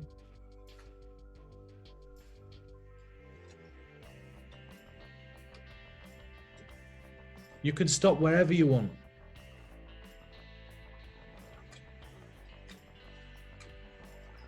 Here. Put that on the top of the deck a second and drop the deck. It's going to be very difficult to do is this bit, but I'll tell you what. Do you want to grab some of the ones that are on the table and just cut them onto the top of the packet to make this random? On top of the table and cut on top? Yeah, if you want, yeah. Sure. Go for it. Okay. Top of the table, here. Yeah. Do you want to deal one down for luck, just to make this more random? Yeah, sure. Go for it. Deal one for luck then. Are you happy that's random, or do you want to take some of those and cut some of those onto the top of that packet? I mean, some of these down, or... Yeah, if you want, it's up to you. It's your game. Yeah, this is good here. Okay, now, bear in mind, I did just offer you a chance to cut. Right. What card was it you were thinking of? Queen of Clubs. Let's have a look at the card that's there in your hand at the top. Queen of Clubs. Borrowed, shuffled deck of cards. You could have cut at the last second as well. Yeah. Your choice, you know? Yeah. Yeah, I love little games like that. And obviously this is very different. It's a different system. Yeah. And this is what I did on you is a lot more work. Yeah. Mentally. Because, and I'll tell you something, and there's something that you know, Dan, and you could tell everybody this. I don't need a stack watch, really. I can remember 23 cards out of a shuffled deck. You've seen me do it. You can shuffle a deck in front of me. I'll look at them once and I can tell you 23 cards, you know? So I don't need the stack watch, but doing the maths on those 23 cards, the watch helps me with the maths. And that's why the performance of the watch looked a lot slicker than the one where I had to work with you. But ultimately, the result at the end's the same, except one took a lot of mental acumen and I had to wiggle you backwards and forwards a little bit. And another one is straight to the number, straight to the card. So, you know, you observe the two performances, pick the one that you like the best. If you want to learn the difficult system, that's there to learn. If you want to learn the easy system, that's there to learn as well. Horses. And if people at home want to pick up the stack watch to help them with the memory work and the calculations for card at any number, and I'm sure you go over some other things, they can find that on illusionist.com.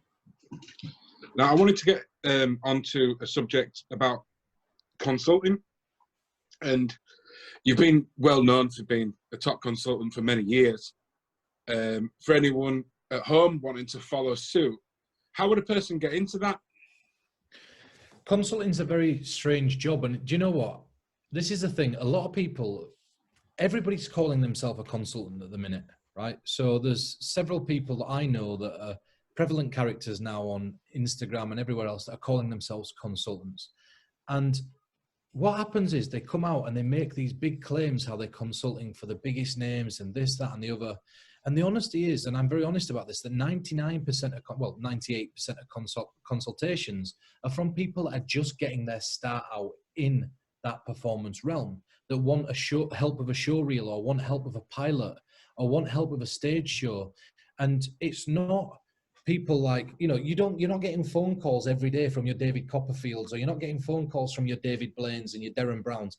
They've got everything that they need. They've got a team around them that they work with, and it works, right? And that's not to say that from time to time they're not going to contact you if you were a consultant to buy one of your ideas, right? But it'd be a one-off idea that they buy off you, for example, if you were consulting. And so the majority is people that have, that are well-known. They want your help for a one-off project or a speciality that you're good at to help them out with. So your majority of your cases are going to be people that are just starting on television. They ring you up, I hear you're a consultant. Would you help me with this TV? I have no idea about TV stuff, but I can't turn it down. And they're the majority of the people that are contacting you. I'm on Britain's Got Talent this year. I'm on Asia's Got Talent. I'm on America's Got Talent. Can you help me with these Got Talent shows? I've never done it before. I don't know what it is that I've got to do. So anybody that tells you that they're consulting for every major magician in the world and they're consulting for every major name in the world is an out-and-out liar. And the reason they're an out-and-out liar is because people pick their team and they stick with their team. They stick with what they know works. And then they dip outside of that team as a one-off every so often to dip into the realms of other people when they want to buy one-offs or specialized types of ideas, right? And so if you want to get into it, you have to know what your niche is. You have to know what your speciality is. And so that could be performance, it could be scripting, it could be ideas, it could be a mixed bag of I'm good with pre-show and I'm good at this and I'm good with directing the cameras. It could be, your case might be, Dan, if, for example, you're a magician and people found out what you did for a job, what you did for your profession, and they had a piece of TV magic that required that. Well, then you'd be a good person to consult because you know the ins and outs of how the entire thing works. Does that sort of make sense? Yeah. And that's it. So you've got to decide what it is that you're doing and what it is that your niche is. Now, I don't like talent competitions, but if I'm getting offered work to work, I'm working on America's Got Talent with an artist right now. And it's an artist that everybody knows that I work with, but I can't say who it is because I don't want everybody going, oh, it's just that, because this guy puts in hours and hours and hours work to learn the stuff that we're doing. And I obviously can't talk about what we're doing because it ruins then what comes out on the show if this gets aired before. So it puts you in a really difficult position, right? And so the honesty is that when it comes to consultation, if you want to get into it, you've got to let people know that you're available to work on things. You've got to decide what your price is, because your price could outprice you from being able to get the jobs that you want to get. Like I worked out in Dubai for a while and if you want to look up prevalent magicians and mentalists in Dubai, you're free to do that. There's only one of them that's a really big name. I'm again not going to mention any names because I said that I wouldn't, right? But I can tell you that I worked with a mentalist in Dubai, and we worked on stuff for WWF, what were called WWF back then. I think it's WWE now. It's wrestling, right? We worked on stuff like that. We worked on character building. We worked on a pilot television show for a company. We worked on a show for a gym. We worked on corporate shows that went out to like big businesses in Dubai. And so when you're looking at stuff like that and you're consulting for stuff like that, the niche there is that they want one area where it's for a very specific thing. Then they want the pilot for a television where you're going to create the concepts, and then they want to work on the live stuff, which is totally different to the stuff in the middle, right? When I was working in Holland, and we were shooting a TV show with a very well-known mentalist that's from Holland. In fact, I've done 2 artists in Holland. I consulted on the very first television show that went out on Fox when the show was brand new, and it was the very first magic show to ever air in Holland.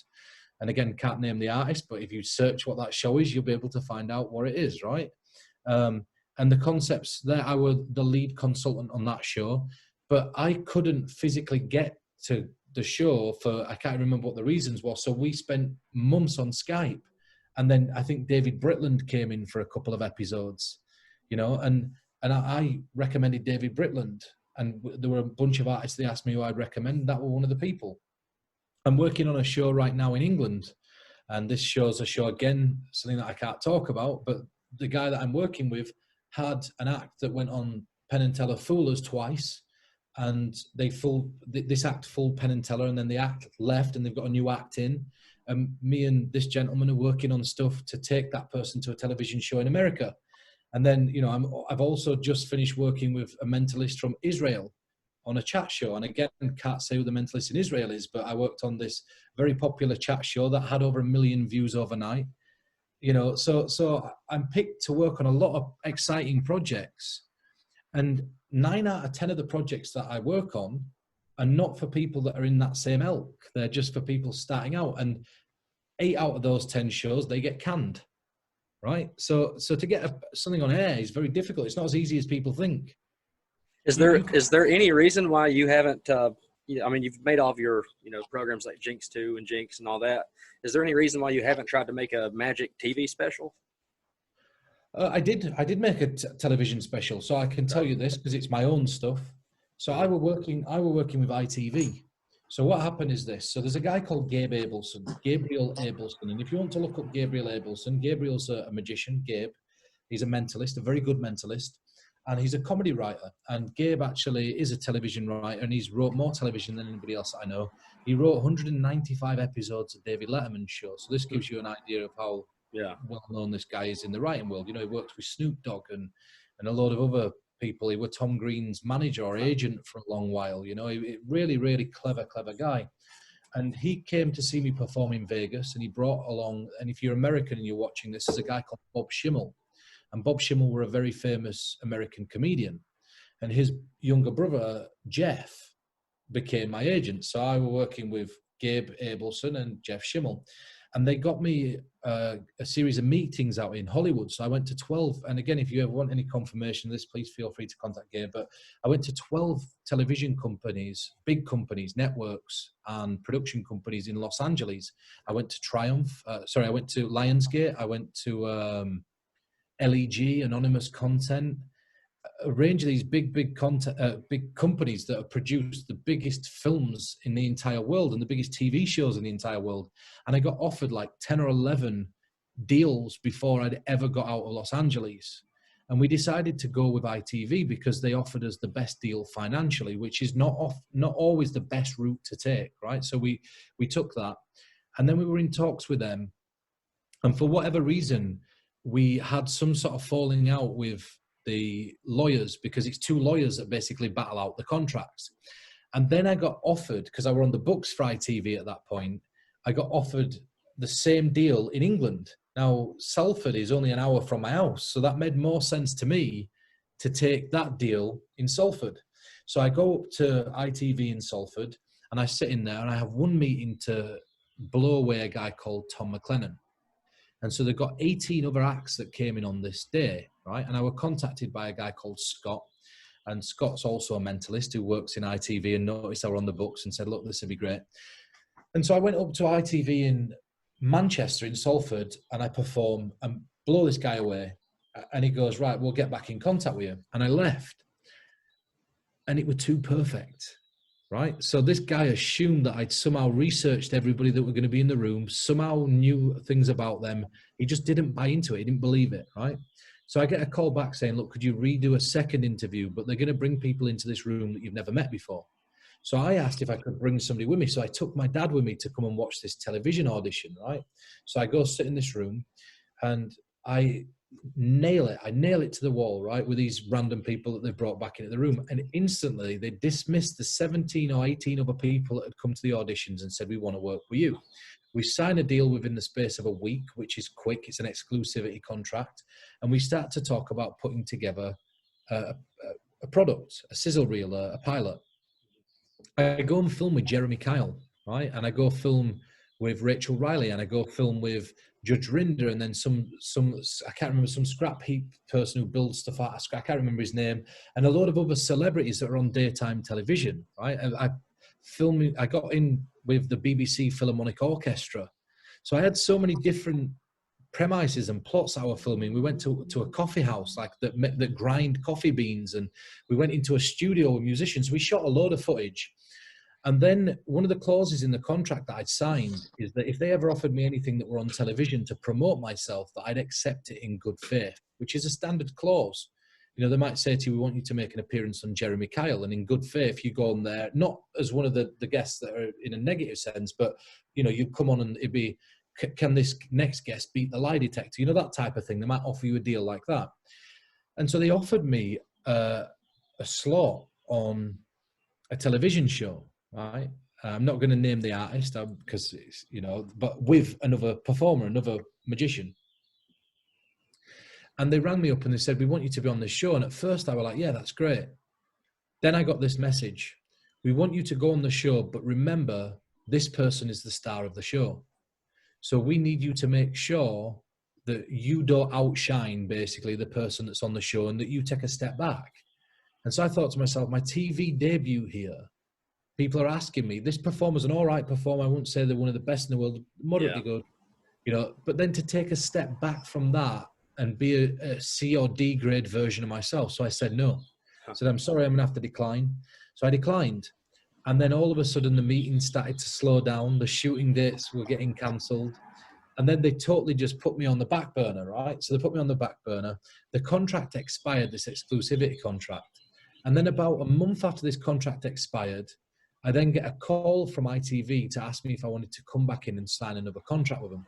Now, at that point, my thing is this, is that whenever I'm working with somebody, if I were working with you, Dan, and I'm working with you, AJ, and I'm sure you can verify this, before this call, I only stipulated one thing. I said to you, don't curveball me with any questions about my private life. If you want to ask me something like that, ask me now so that I could tell you whether it's all right to answer or not. And I give the guidelines of the things that I don't want to talk about because it's my image, just like I won't ask you about your personal lives if you didn't want me to, right? And so I told them, I don't want to work with you again. You burnt your bridges. And, but the beautiful thing is I just had a call, and I can't say for what. I just had a call last week. Do you want to appear on an ITV television show in September? And this is a lot more up my street, so being on their books is a good thing. So the answer is I have, and I've backwards and forwards with so many companies. And the very first time I ever got offered a television deal were a company called Daisy Beck Productions in Leeds. And Paul Stead were one of the directors on the show. And I were terrible. I were absolutely terrible. I hired Chris Rawlins as a consultant, and none of us knew what we were doing. And the show were just a shit shower, and that fell apart. And then years later, now, I'm ready for a TV show. I'm ready. And I've just got offered, I got offered something whilst I were on one of my lives. I run an illusionist live, and somebody that knows me, who I met at Blackpool, you actually met at Blackpool, AJ, again, can't mention any names because it's their business. Mm-hmm. They have ties with Netflix and a company called Quibi.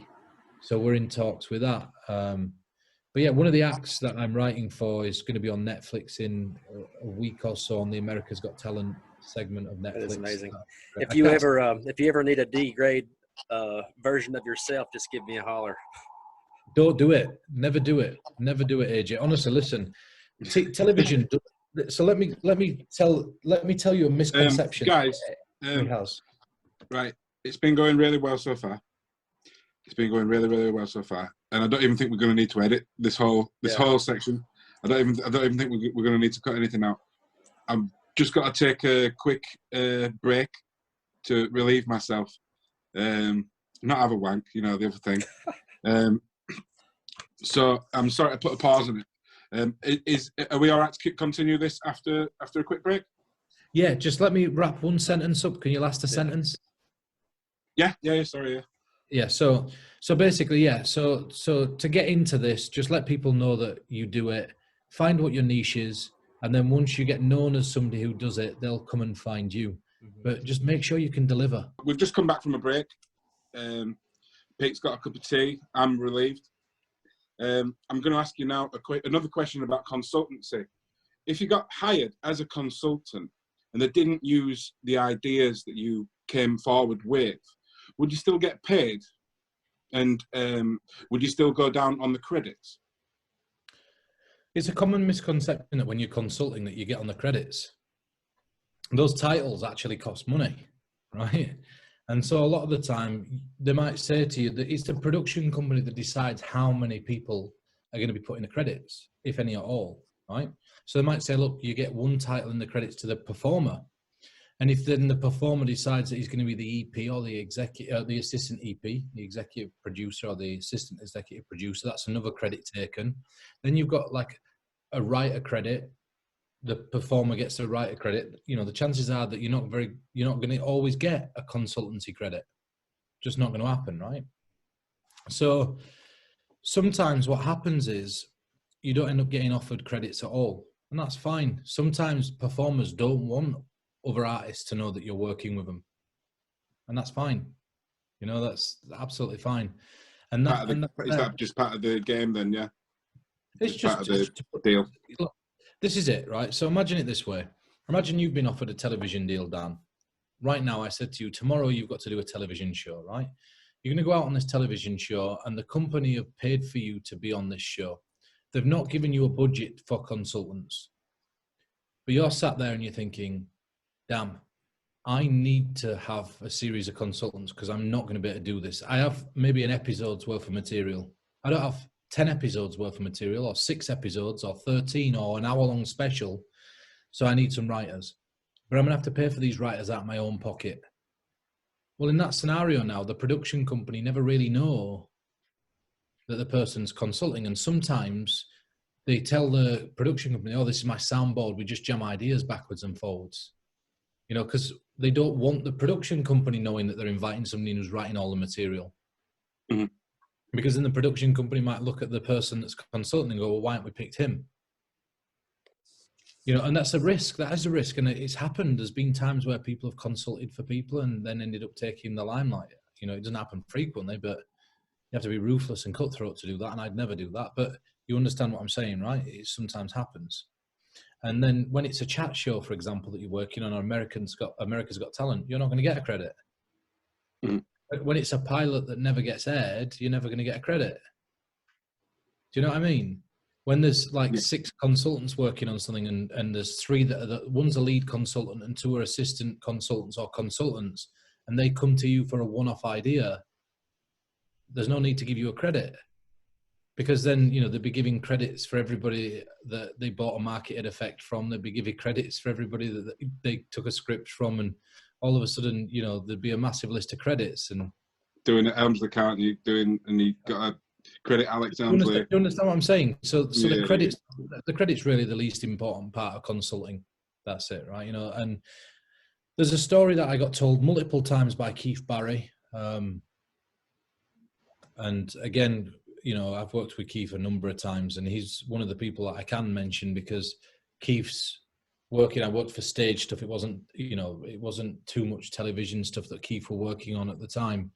Round about the time of working on the film Now You See Me, right? And so Keith's, I'm flying backwards and forwards to Keith's, and Keith's, I'm coming up with ideas for Keith for a stage show called The Dark Side. Now, Keith's one of the quickest brains and minds on the planet. He's a really, really sharp guy. And another occasion, I've flown in there to work on we were doing this Trinity Science Gallery thing where I were booked to fill a room full of scientists, you know, and then consult on a cold reading project that Keith were working on. And then another time I flew in there to work on a television advert that Keith were working on for something, you know, and I can't obviously specify what, because it's all private stuff, you know, it's Keith's private stuff. I shouldn't really say that I work with Keith, but Keith really doesn't mind, and I'm sure he won't mind me saying this, but he told me that he'd flown 10 consultants in when he had his big discovery show, and they all sat around a table for 3 days, and only 3 people out of that 10 managed to get their ideas put on the show. You're paid for your time. Do you know what I mean? You're paid regardless of whether people get ideas. Well, it depends, I suppose. If you said to me, look, I want 5 ideas by the end of this creative session, and I sat there and didn't come up with one, well, then you're entitled not to pay me. But if you're saying, look, this is a day rate, and whatever you say during this day, I get to keep, that's different. And so I'll be honest, you know, the best consultants know one thing, and it's this. And this is the biggest secret to consultancy. It's the biggest secret to creating magic. It's the biggest secret to creating your own magic. Is this. You're going to have 1,001 ideas, and only half of one of them is going to be good. So just throw as much shit at the wall until you find something that sticks. And that's it. So a good consultant, they'll sit there and they'll say, this is the plot, and they'll fire out 10 methods, 15 methods, 10 premises, 10 performances, 10 pieces of scripting. And it might be one of those methods that gets taken, one of the scripts from over here, one of the little premises from here, one of the little added moments there, and then somebody else will throw something in, and they'll start throwing ideas in, and then you'll go, oh, well, this will work with that, and you bounce off each other, and all of a sudden, the very first thing that you said is so different from the very last thing that ends up going on screen or on stage that you realize that that's the true key. It's a probability-based game to finding good magic. And so, liken it to this. If you went around this is the most ridiculous analogy, but it's the best analogy. Imagine you're in a club and your aim is to find a girlfriend. If you went up to every single woman in that bar and said, are you looking for a boyfriend? Are you looking for a boyfriend? Are you looking for a boyfriend? There's probably going to be one of those women that are also in the club for the same reason that you are. Do you know what I mean? And the more times you ask, the more chance you've got of finding that relationship. And it's the same with material, and it's the same with creating material. Ridiculous analogy, but perfectly sums up and expresses the point I'm trying to make. Throw as much shit at the wall and see how much mud sticks. Accuracy by numbers. So, thanks for answering that. And I'm sure people at home would love to hear all your thoughts about consultancy.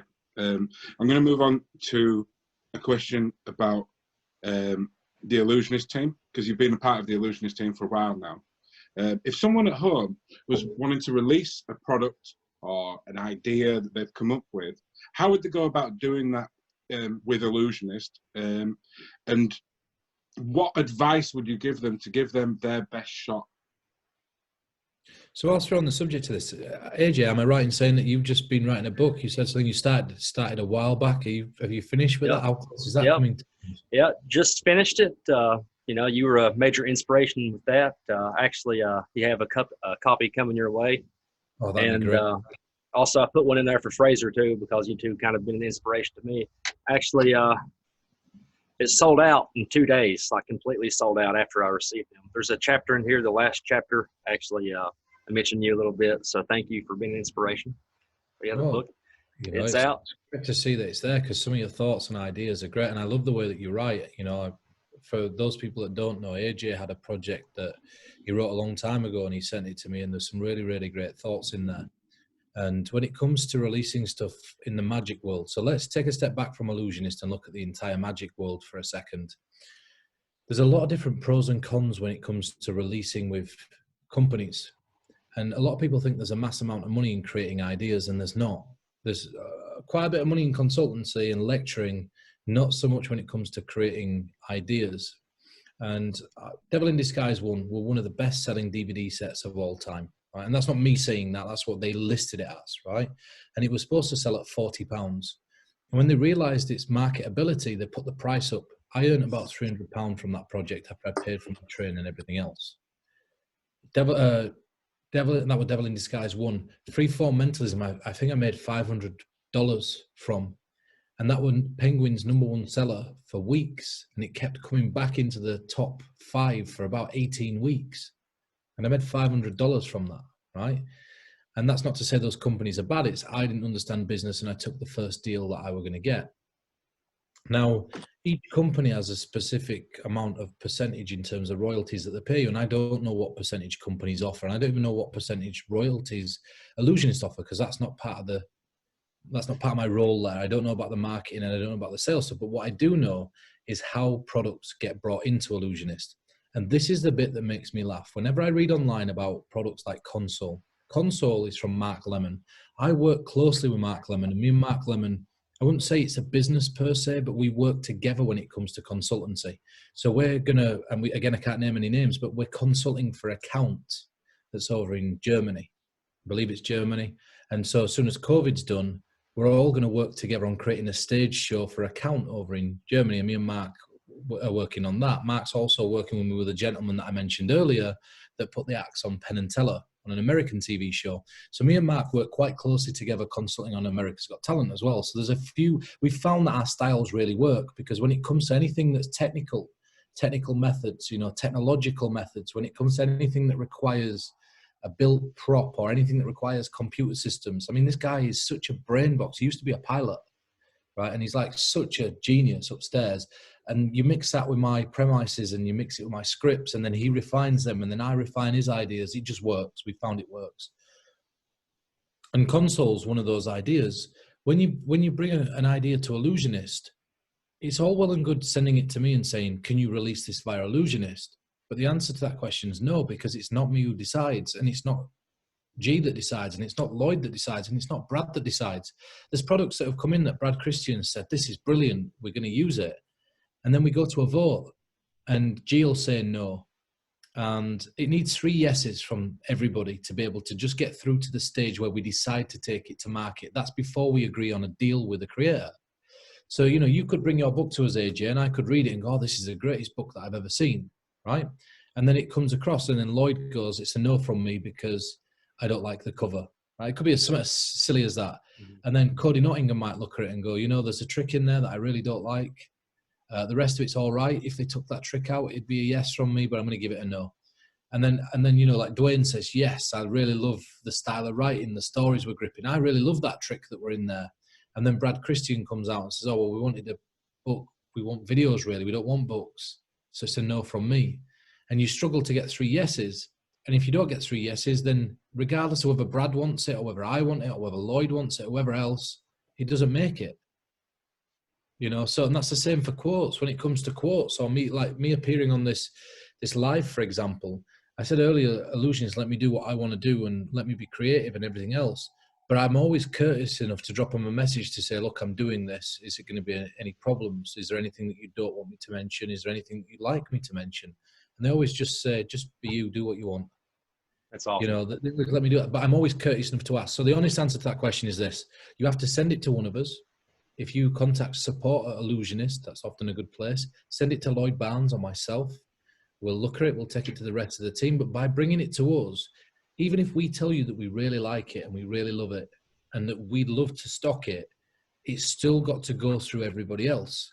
So don't be butthurt if I come back and say, look, I know I said I love this, but the rest of the team, you know, there were some of them that voted that they didn't.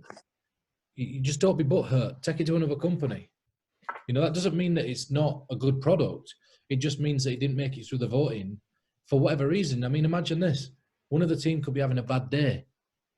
And on a good day, they'd say, yeah, I'm feeling generous. I'll give it a yes. And on a bad day, everything they see, they're going to say no. I'm not saying that's the case. I'm saying it could be something like that. And it's not a reflection of the product. It might just be a case of that it's not right for the company. They have a very particular style. They know what their audience buys and what their audience likes. So you know, the honest answer is to become, to get something out via Illusionist, just send it across. The best chance of getting it through is just to show your passion on it, really, and show that, you know, it's something that's different and cutting edge, and show that you really want it to make it through, and express how much it'd mean to you and how much it'd mean to you to work with Illusionist. Because the very first thing that you say when you send a company a product is important.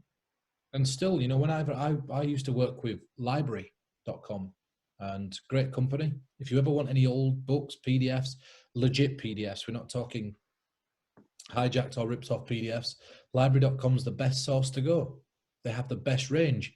And whenever I message Chris Wasuba that's on there, I still to this day, if I talk to Chris, talk with dignity and respect, because at the end of the day, I'm thankful that people are even giving my material the time of day to list it. Do you know what I mean? And that's even after all these years of, and I can't, you know, I don't want to sit here and start to come across as some egotistical dick, because for me, it was a surprise. My Penguin lecture's the #1 rated Penguin lecture of all time. You know, outside of all my idols, it's the #1 rated Penguin lecture. My Jinx, the original one I mentioned earlier, sold out in 2 hours in pre-order, the fastest selling product that Murphy's have ever listed. My downloads on Penguin have been the highest selling products of all time. And these are big companies. You look at my How to Read Minds campaign that went out, whether you agree on the marketing or not, we did $330,000 in Kickstarter in less than 4 weeks. Yeah, that was pretty amazing. It's fully funded in what, 90 days? Or 90 minutes? Yeah, 90 minutes, fully funded in 90 minutes. It's amazing. Bear in mind, but you know, you look at that and you guys go, oh, you know, like, that's fucking great. Do you know how worrying that was for me? Yeah. I know exactly how worrying it was for you. Yeah, and I'll tell you why it was worrying for me, because when you've got another product that's called How to Be a Magician that's out there, and it's got Pete McKinnon, and it's got Chris Ramsey, and it's got Daniel Madison on it, and they're pivoting the entire your entire job at the company on the fact that it's got to do as well as that, right? And they earn over the entire Kickstarter 124,000, and it was funded in like 2 days or something. It might have been two. I don't even know if it was, I think it was 2 days or something like that. I might be wrong. I can't remember. It's still really fast. Yeah, it was really, really quick. And so when you're told that, imagine you're told that, look, now you're really going to get to see whether you're a good fit at this company and whether our audience want to see what it is that you've got. You know, these three amazing people have sold their stuff. Chris Ramsey, you know, fucking Daniel Madison, Pete McKinnon, and then whoever else guests on the project have sold this amount in this amount of time. And you're up against that. Imagine you're sat there thinking, I'm never going to be as likable as that. I'm never going to sell as many as that. The audience are never going to warm to me as much as that. So there's nerves on my end as well to deliver. And then when it went through a certain barrier, you see bitterness. And this is the bit that has to stop. So I'll tell you how it went for me. And it were eye-opening. Were really eye-opening, right? So when I told people about the Stack Watch before I was with Illusionists, the idea of it, there's people, and I'm not going to name who they are, there's certain big names that said to me, that's a brilliant idea. It's amazing. And then as soon as the marketing campaign came out and they started selling like hotcakes, those same people are online slagging me off, right? And How to Read Minds went like this. When it were at $40,000, $50,000, people were patting me on the back. Well done, Pete. You know, this is going to be great. We've been telling you for ages to do a beginner's set for mentalism. This looks brilliant. You know, it looks amazing. Getting up to $80,000, people are like, wow, Pete, you've managed to get $80,000 on a Kickstarter. It's been funded. Congratulations, mate. And then it hit 100,000, 150,000. And then those same people started posting on the Magic Cafe, what a sellout. You know, this is an abomination. This is this. Then it hit 200,000. And then even people that were my friends started coming, oh yeah, but don't you think you've sold out? Don't you think it's this? And I started to see that bitterness seeping through the more money that it made. Then it made 300,000 and people are saying, oh, the marketing's disgusting. The way that they're taking advantage of that girl that's crying and this and that and the other. And all I said on every post, I always kept it, non-political. I said, they had 7 minutes to sell you a product. I had 7 hours to talk on the project, more than 7 hours. And if you don't think I approached it with the same respect that I've approached every other project, then you're judging a book by its cover. And that's wrong. You know, I had 7 hours to be respectful. Of course, I talked about the girl crying because I didn't expect that to happen. I had to be tactful and I told you how to deal with that inside there. I talked about the giants whose shoulders we stand upon and how to credit and how to respect the people that have come before you. And I give everybody a proper chance at learning mentalism the right way. And the marketing's irrelevant. The product's the thing that you judge. Yeah, you can say that you didn't like the way that it was marketed, but don't judge the entire product based on that 7 minutes. Do you know what I mean? It's like reading the blurb on the back of a book and going, the entire content shit. And so what you find is when you in that position, you know, I'm a person. I'm not a faceless corporation. Do you know what I mean? I'm not this huge entity. Dan, you've been round to my house. You ring me up when you want to call me. You asked me to be on this podcast where I'm nasty about it. The only thing I said is I don't want to talk about my personal life. Of course I'll come on here. I do my best to take this art form to the next level. I want everybody to succeed. I want everybody to move along together so we're moving and advancing things forwards. And all that happens is when you've got all this bitchiness and negativity, it drags the industry back. And what you forget is that there's other people that can read this that are outside of magic. And they look at our community and think, God, I'm glad I'm not part of that. I'm part of the photography community. And in that community, you ask a question and you have 1,001 polite and positive responses. If you still don't understand, you say, look, I still don't understand. They don't bite back with, well, maybe you shouldn't be using a camera. Maybe you shouldn't be doing this. Did you see one of the previous episodes with Ryan Loyal? No. One of his big things, like, you know, he's such a passionate and nice guy. You know, his hashtag is spread the love. And he's made so many connections, you know, in his beginning of career. You know, he was homeless, living on a, you know, pretty much at a bus terminal, and he found a deck of cards. And by finding that deck of cards, he's been able to pretty much pull his life together. But it's the heart that he has and his passion and how, you know, genuine and loving and caring he is. You know, he's not out there, you know, talking down to people. He's just always trying to be uplifting. His message is hope. He's a really great guy, and it turned out to be a really great podcast because of the positivity and the enthusiasm that it brought to it. And it's infectious too, you know. Yeah, but the problem is with that is that if that guy had, let's say for example, that guy had a product that went viral, no matter, all of a sudden it'd be, oh, this bullshit that he's spreading with this hashtag. Yeah. Who does he think he is? Yeah. How does he think that he can force people to be loving? Why don't he pay attention to what's actually going on in the world and actually spreads? And that's what I get on a daily basis. That's the same thing that he says, though, you know. Does he get that as well? Well, he's not really, I don't think he's had any backlash from it, but he just pretty much says there's so much negativity in the world. If he can just go into the ghettos, go into the places where people, you know, there might be a lot of tension and people are struggling, you know, so that's what he wants to do is, you know, spread hope. And, you know, and that's an amicable cause. I mean, if you, one of my best friends, and we haven't talked for a while because he lives at a meditation retreat now, is a guy called Bill Brunel. And Bill Brunel had something in the 70s called the Magic Samaritan. And so Bill was the very first person ever to take magic to the ghetto, to the people that never got to see magic. And this guy is such an interesting character that he was one of Maharishi Yogi, the god of transcendental meditation. He were pretty much one of his right-hand men. You know, he were there when the Beatles were learning transcendental meditation. And this guy took Maharishi Yogi to America. You know, this is the guy that basically started the movement of transcendental meditation in America, right? And one of the greatest guys of all time. And he said that he had to come off because he was starting to get some popularity. I mean, he did the eulogy at Sly Dini's funeral. He did Sly Dini's eulogy, one of Sly Dini's students, right? And he got so much nastiness on the cafe and stuff from people when he had an opinion about somebody or something that he really liked, that people had commented on him personally. Now, listen, I'm not here to say don't comment on my products, and I'm not here to say don't review my stuff negatively.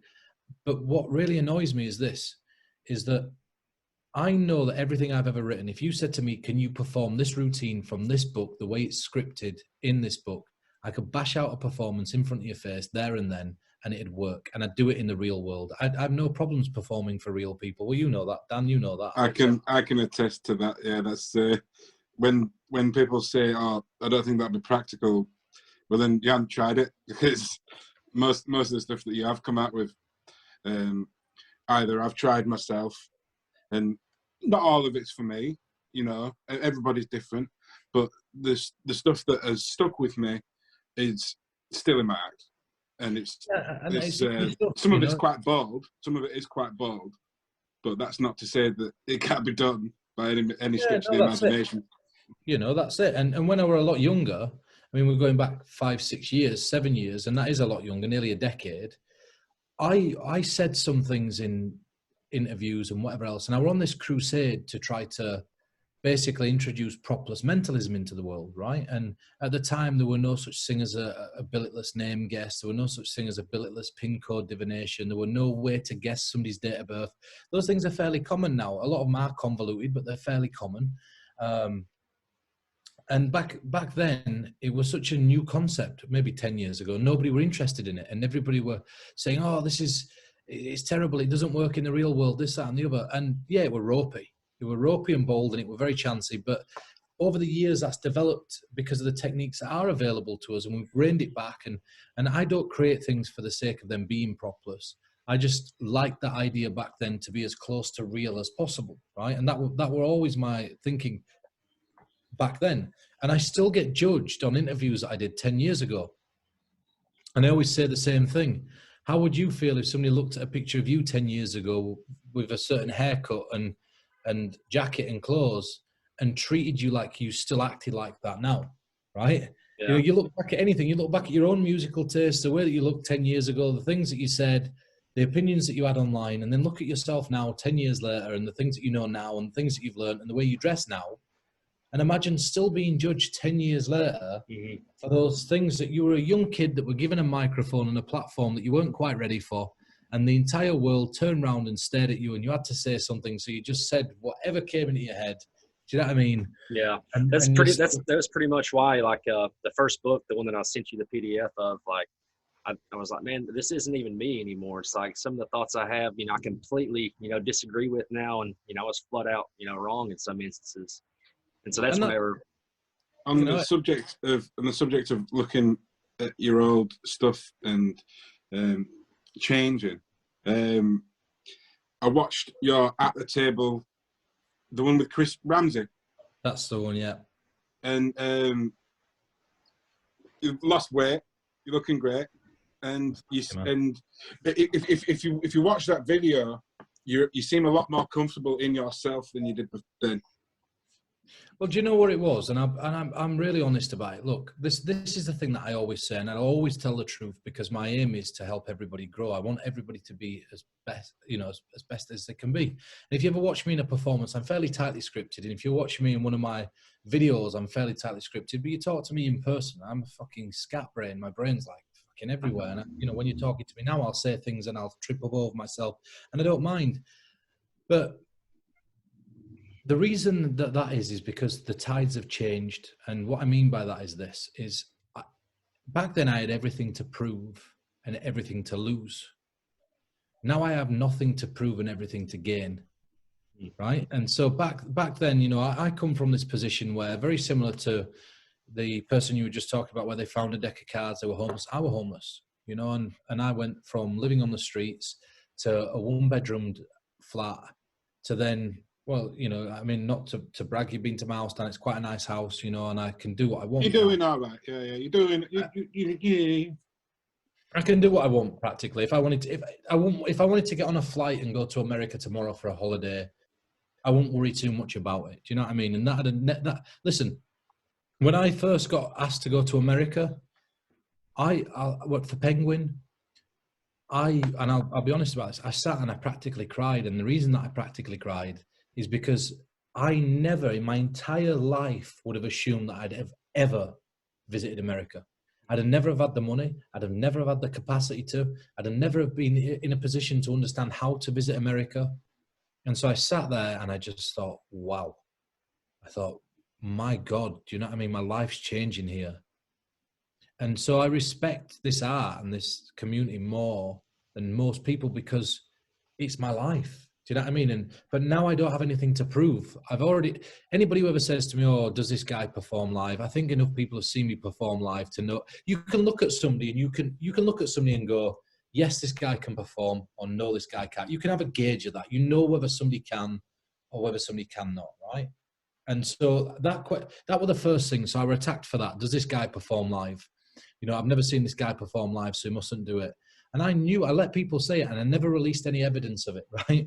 And now 10 years later, I release all this footage and old photographs of me performing live, and I show my lives, old pictures and videos of me from when I was a lot younger, smaller, working at all these different venues. I let people say that because I knew the controversy would sell, and ultimately I always had the ace. I had the ace up my sleeve, do you know what I mean? So you could push me, and if you back me into a corner so far where it will make or break and I had to prove it, I could pull the card out to prove it, right? So I left that and then after that, it was, after they couldn't dispute the fact that I could perform live because they found evidence, or somebody had said, look, this is this, or somebody had posted, we've seen you live and we were great, or I posted a video on Facebook, whatever, then it was, none of this material works. And then I started lecturing. And then I started touring and then in the Ruskin and jam sessions and different lectures. And then all of a sudden people couldn't say, oh, well, this doesn't work live because we've now seen it work live and we've seen these jam sessions and we've seen the material. So then it turned to, all he does is he uses stooges. So then, for me, that's a compliment. If you think that I use stooges and the only way that you can look at it is though that I use stooges, then that's a testament to how powerful what it is that I'm showing you, right? Not to mention, though, at Blackpool, you couldn't walk 20 feet without, a new crowd developing. Yeah, it's nuts. That's the thing, it's become like that. And now, and so word spreads. And then, so it got past that where people are like, okay, well, this guy can do this. He's doing this stuff over a live interview. He's doing this over a live chat. You know, we've challenged this guy and he's done it, or we've seen it at this lecture. All of a sudden now we know it's not Stooges. So then what happened is I lived quite comfortably for 3 years with no problems. You know, I just did my own thing. The period of me working with the 13 Souls, my own company back then, were the easiest period in my entire life. And I don't mean in terms of work, because the workload were a lot. But what had happened was I was right at that level below being commercial, right on the border of being commercial. So, but to everybody else, it was like, this is our precious little secret now. Do you know what I mean? He's selling just the right amount for us to love it. He's an underdog. Yeah, let's get behind him. That's it. Mm. Right? Is Casper managing the 13 Souls now? I don't know what's happening over there. So the long and short is basically this. So this is the long and short what happened with the 13 Souls. I couldn't work with the 13 Souls when I signed my deal with Illusionist. Now, Illusionist didn't tell me to take the 13 Souls down. Any products that I released before with Illusionist, I could release with the 13 Souls. I could continue working with the 13 Souls if I wanted to.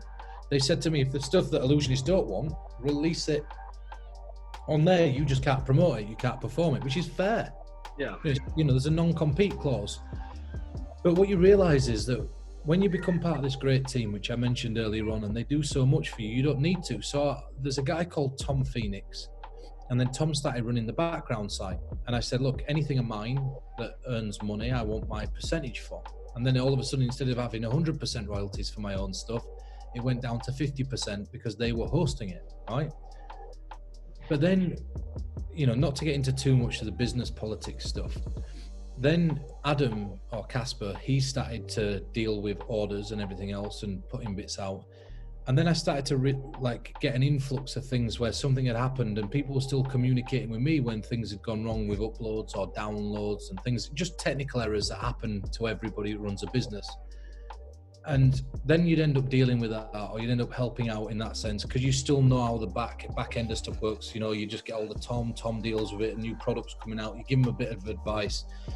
And then I completely cut ties about 6 months ago, and that were it for me. And the reason I completely cut ties is because I didn't have time to do that stuff, to be lecturing and touring round about when I met you, Alex, and then to be doing the Illusionist at the same time, right?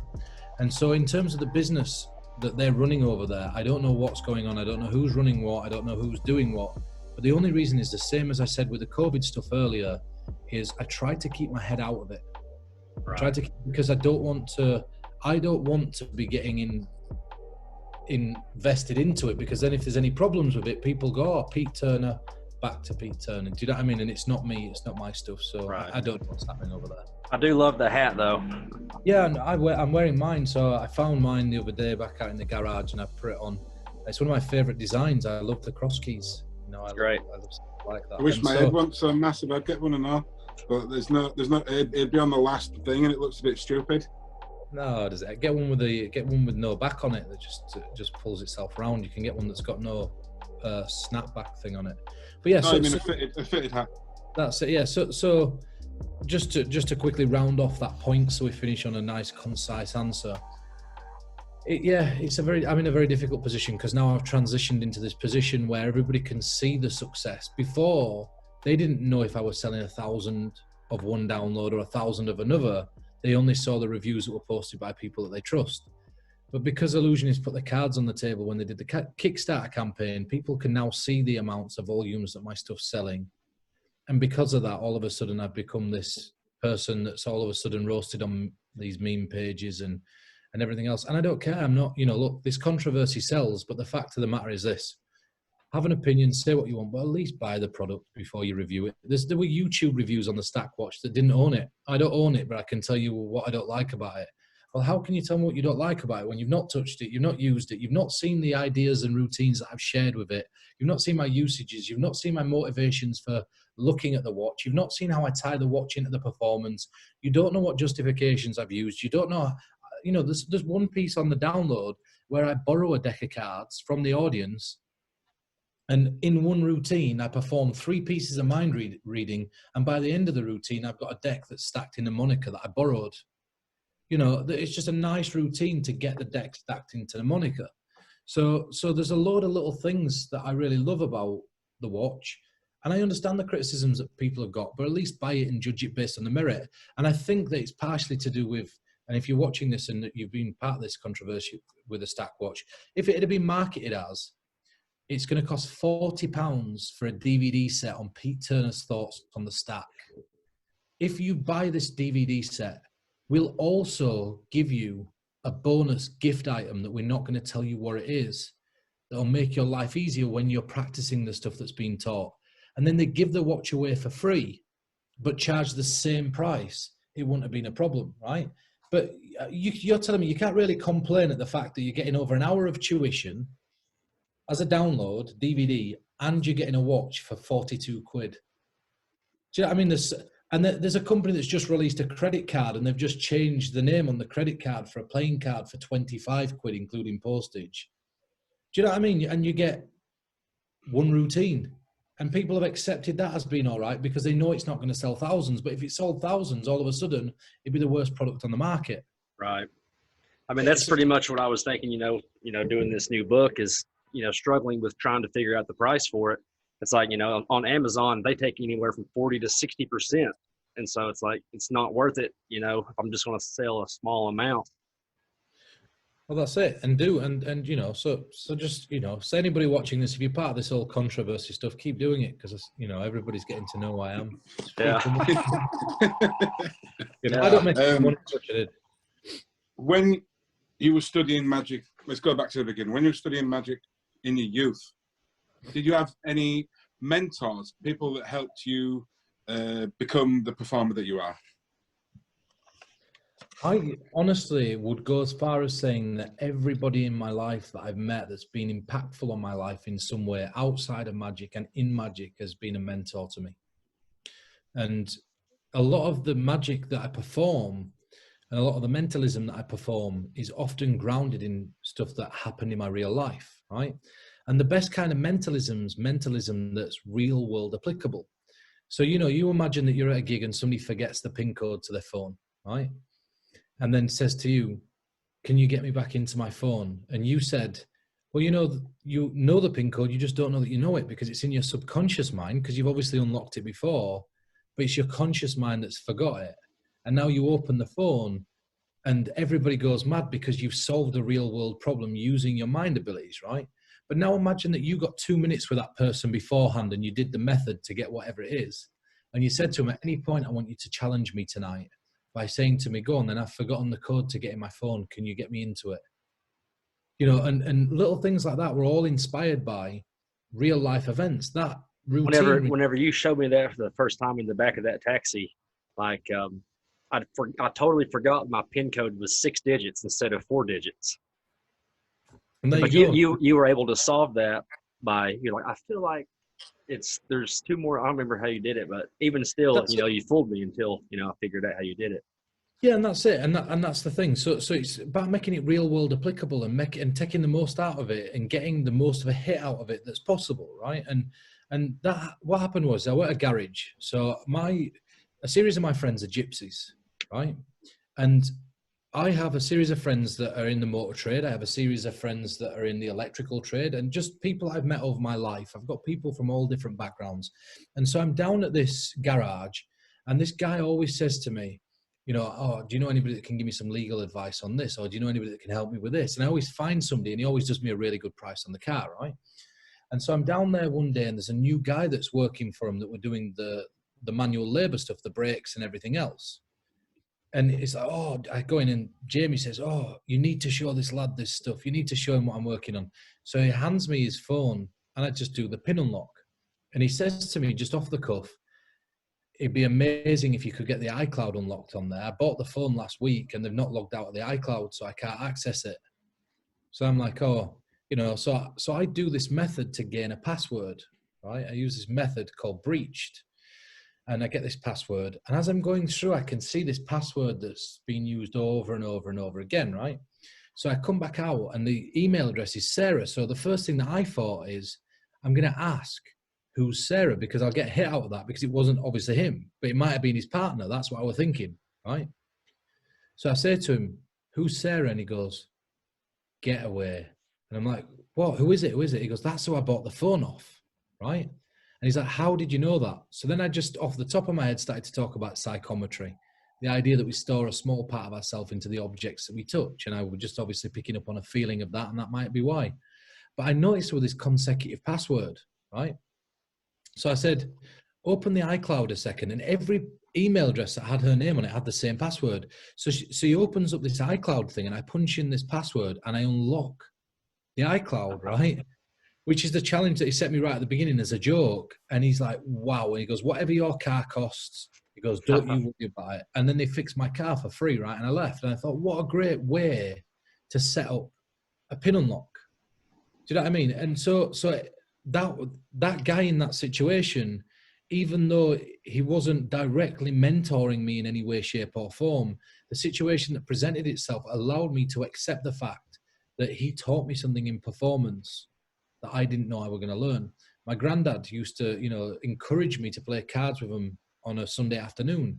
And he'd say to me, if you get caught cheating, we won't play cards. But he never said to me, don't cheat. He said, if you get caught cheating, right? That's what he said, right? And he used to wink, right? And he used to let things slide, but he always encouraged me to show him new tricks. And my grandma Eileen, his wife, encouraged me to show tricks. My gran hates magic. My nan, who I lived with, or grew up with, despises magic. And you might think to yourself, how can somebody who despises magic, who won't watch any of your performances, be a mentor? Well, it's simple.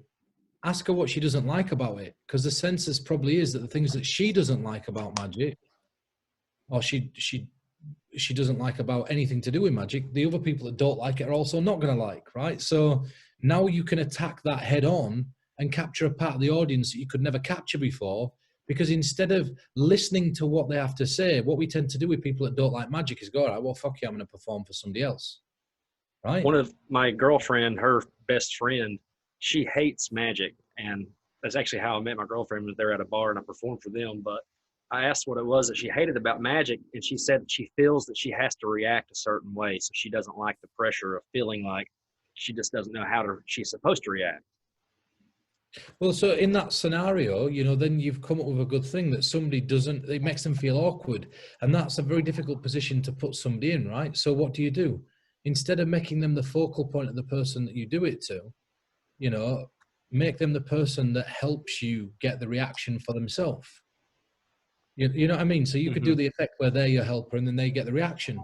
And now they get a good gauge and they feel good about the magic because everybody's clapping them on. But you'd have to pull that via a matrix, right? So every situation in life and everybody you come across, whether it's good or bad, teaches you something.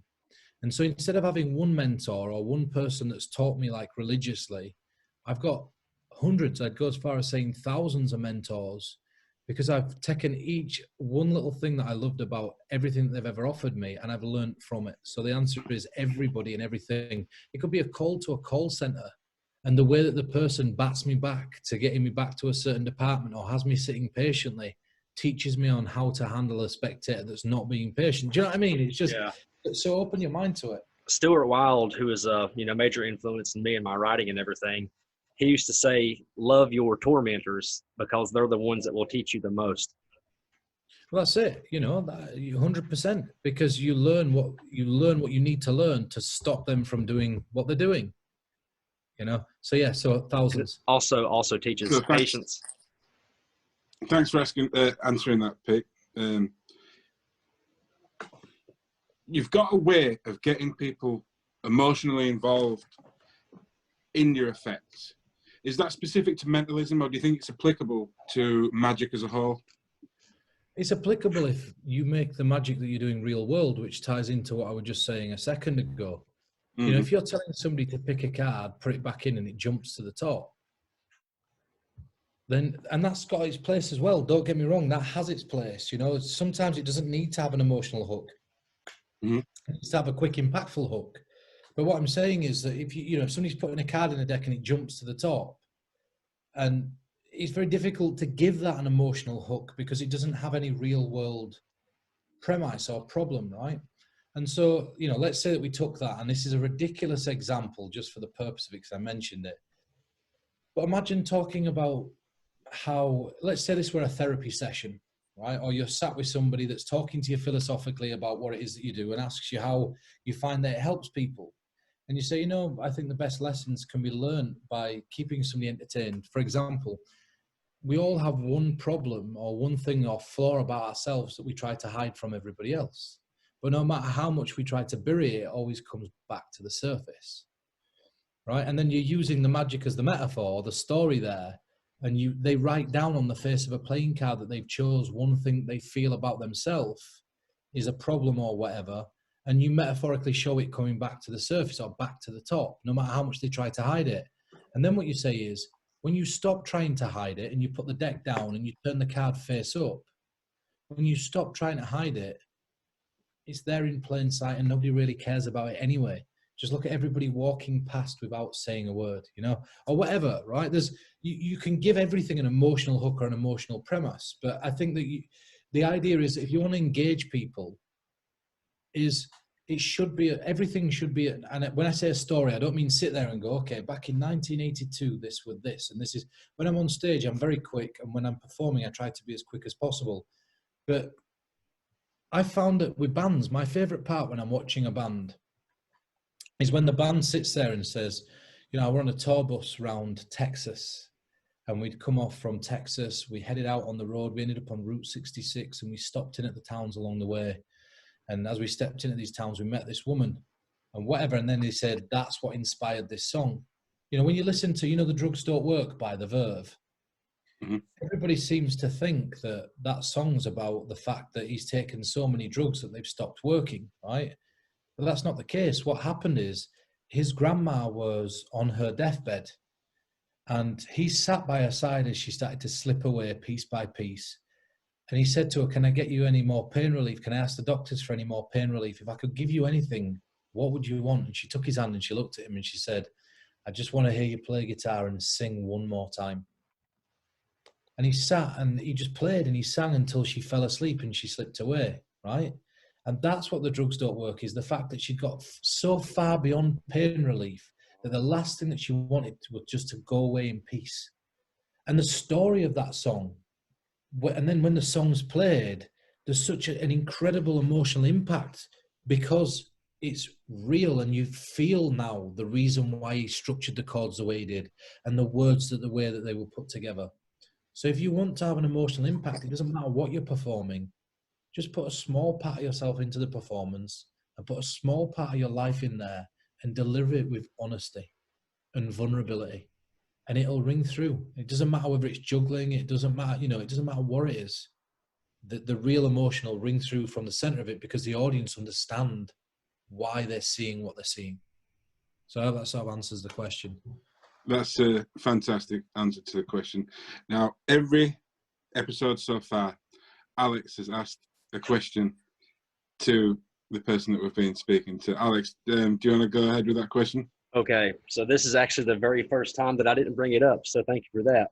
So Pete, this question is for you, brother. The question is, do you believe in magic?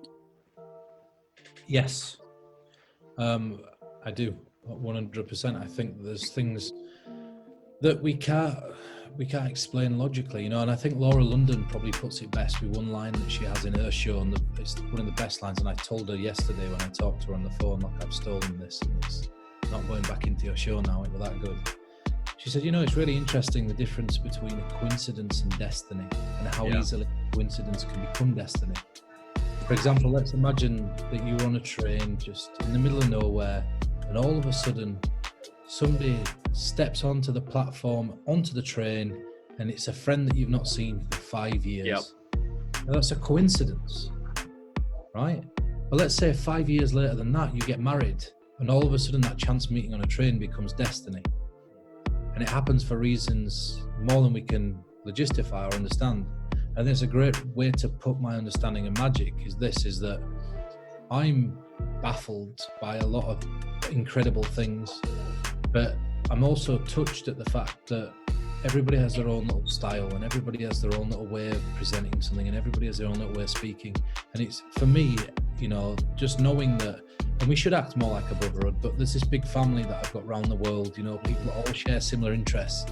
And when I talk about the fact that I love the markings on the back of this deck of cards and I could see them and it's great because of this, to sit there and not be ridiculed, that's magic, you know, to sit there and know that people enjoy envelopes and pieces of card as much as me.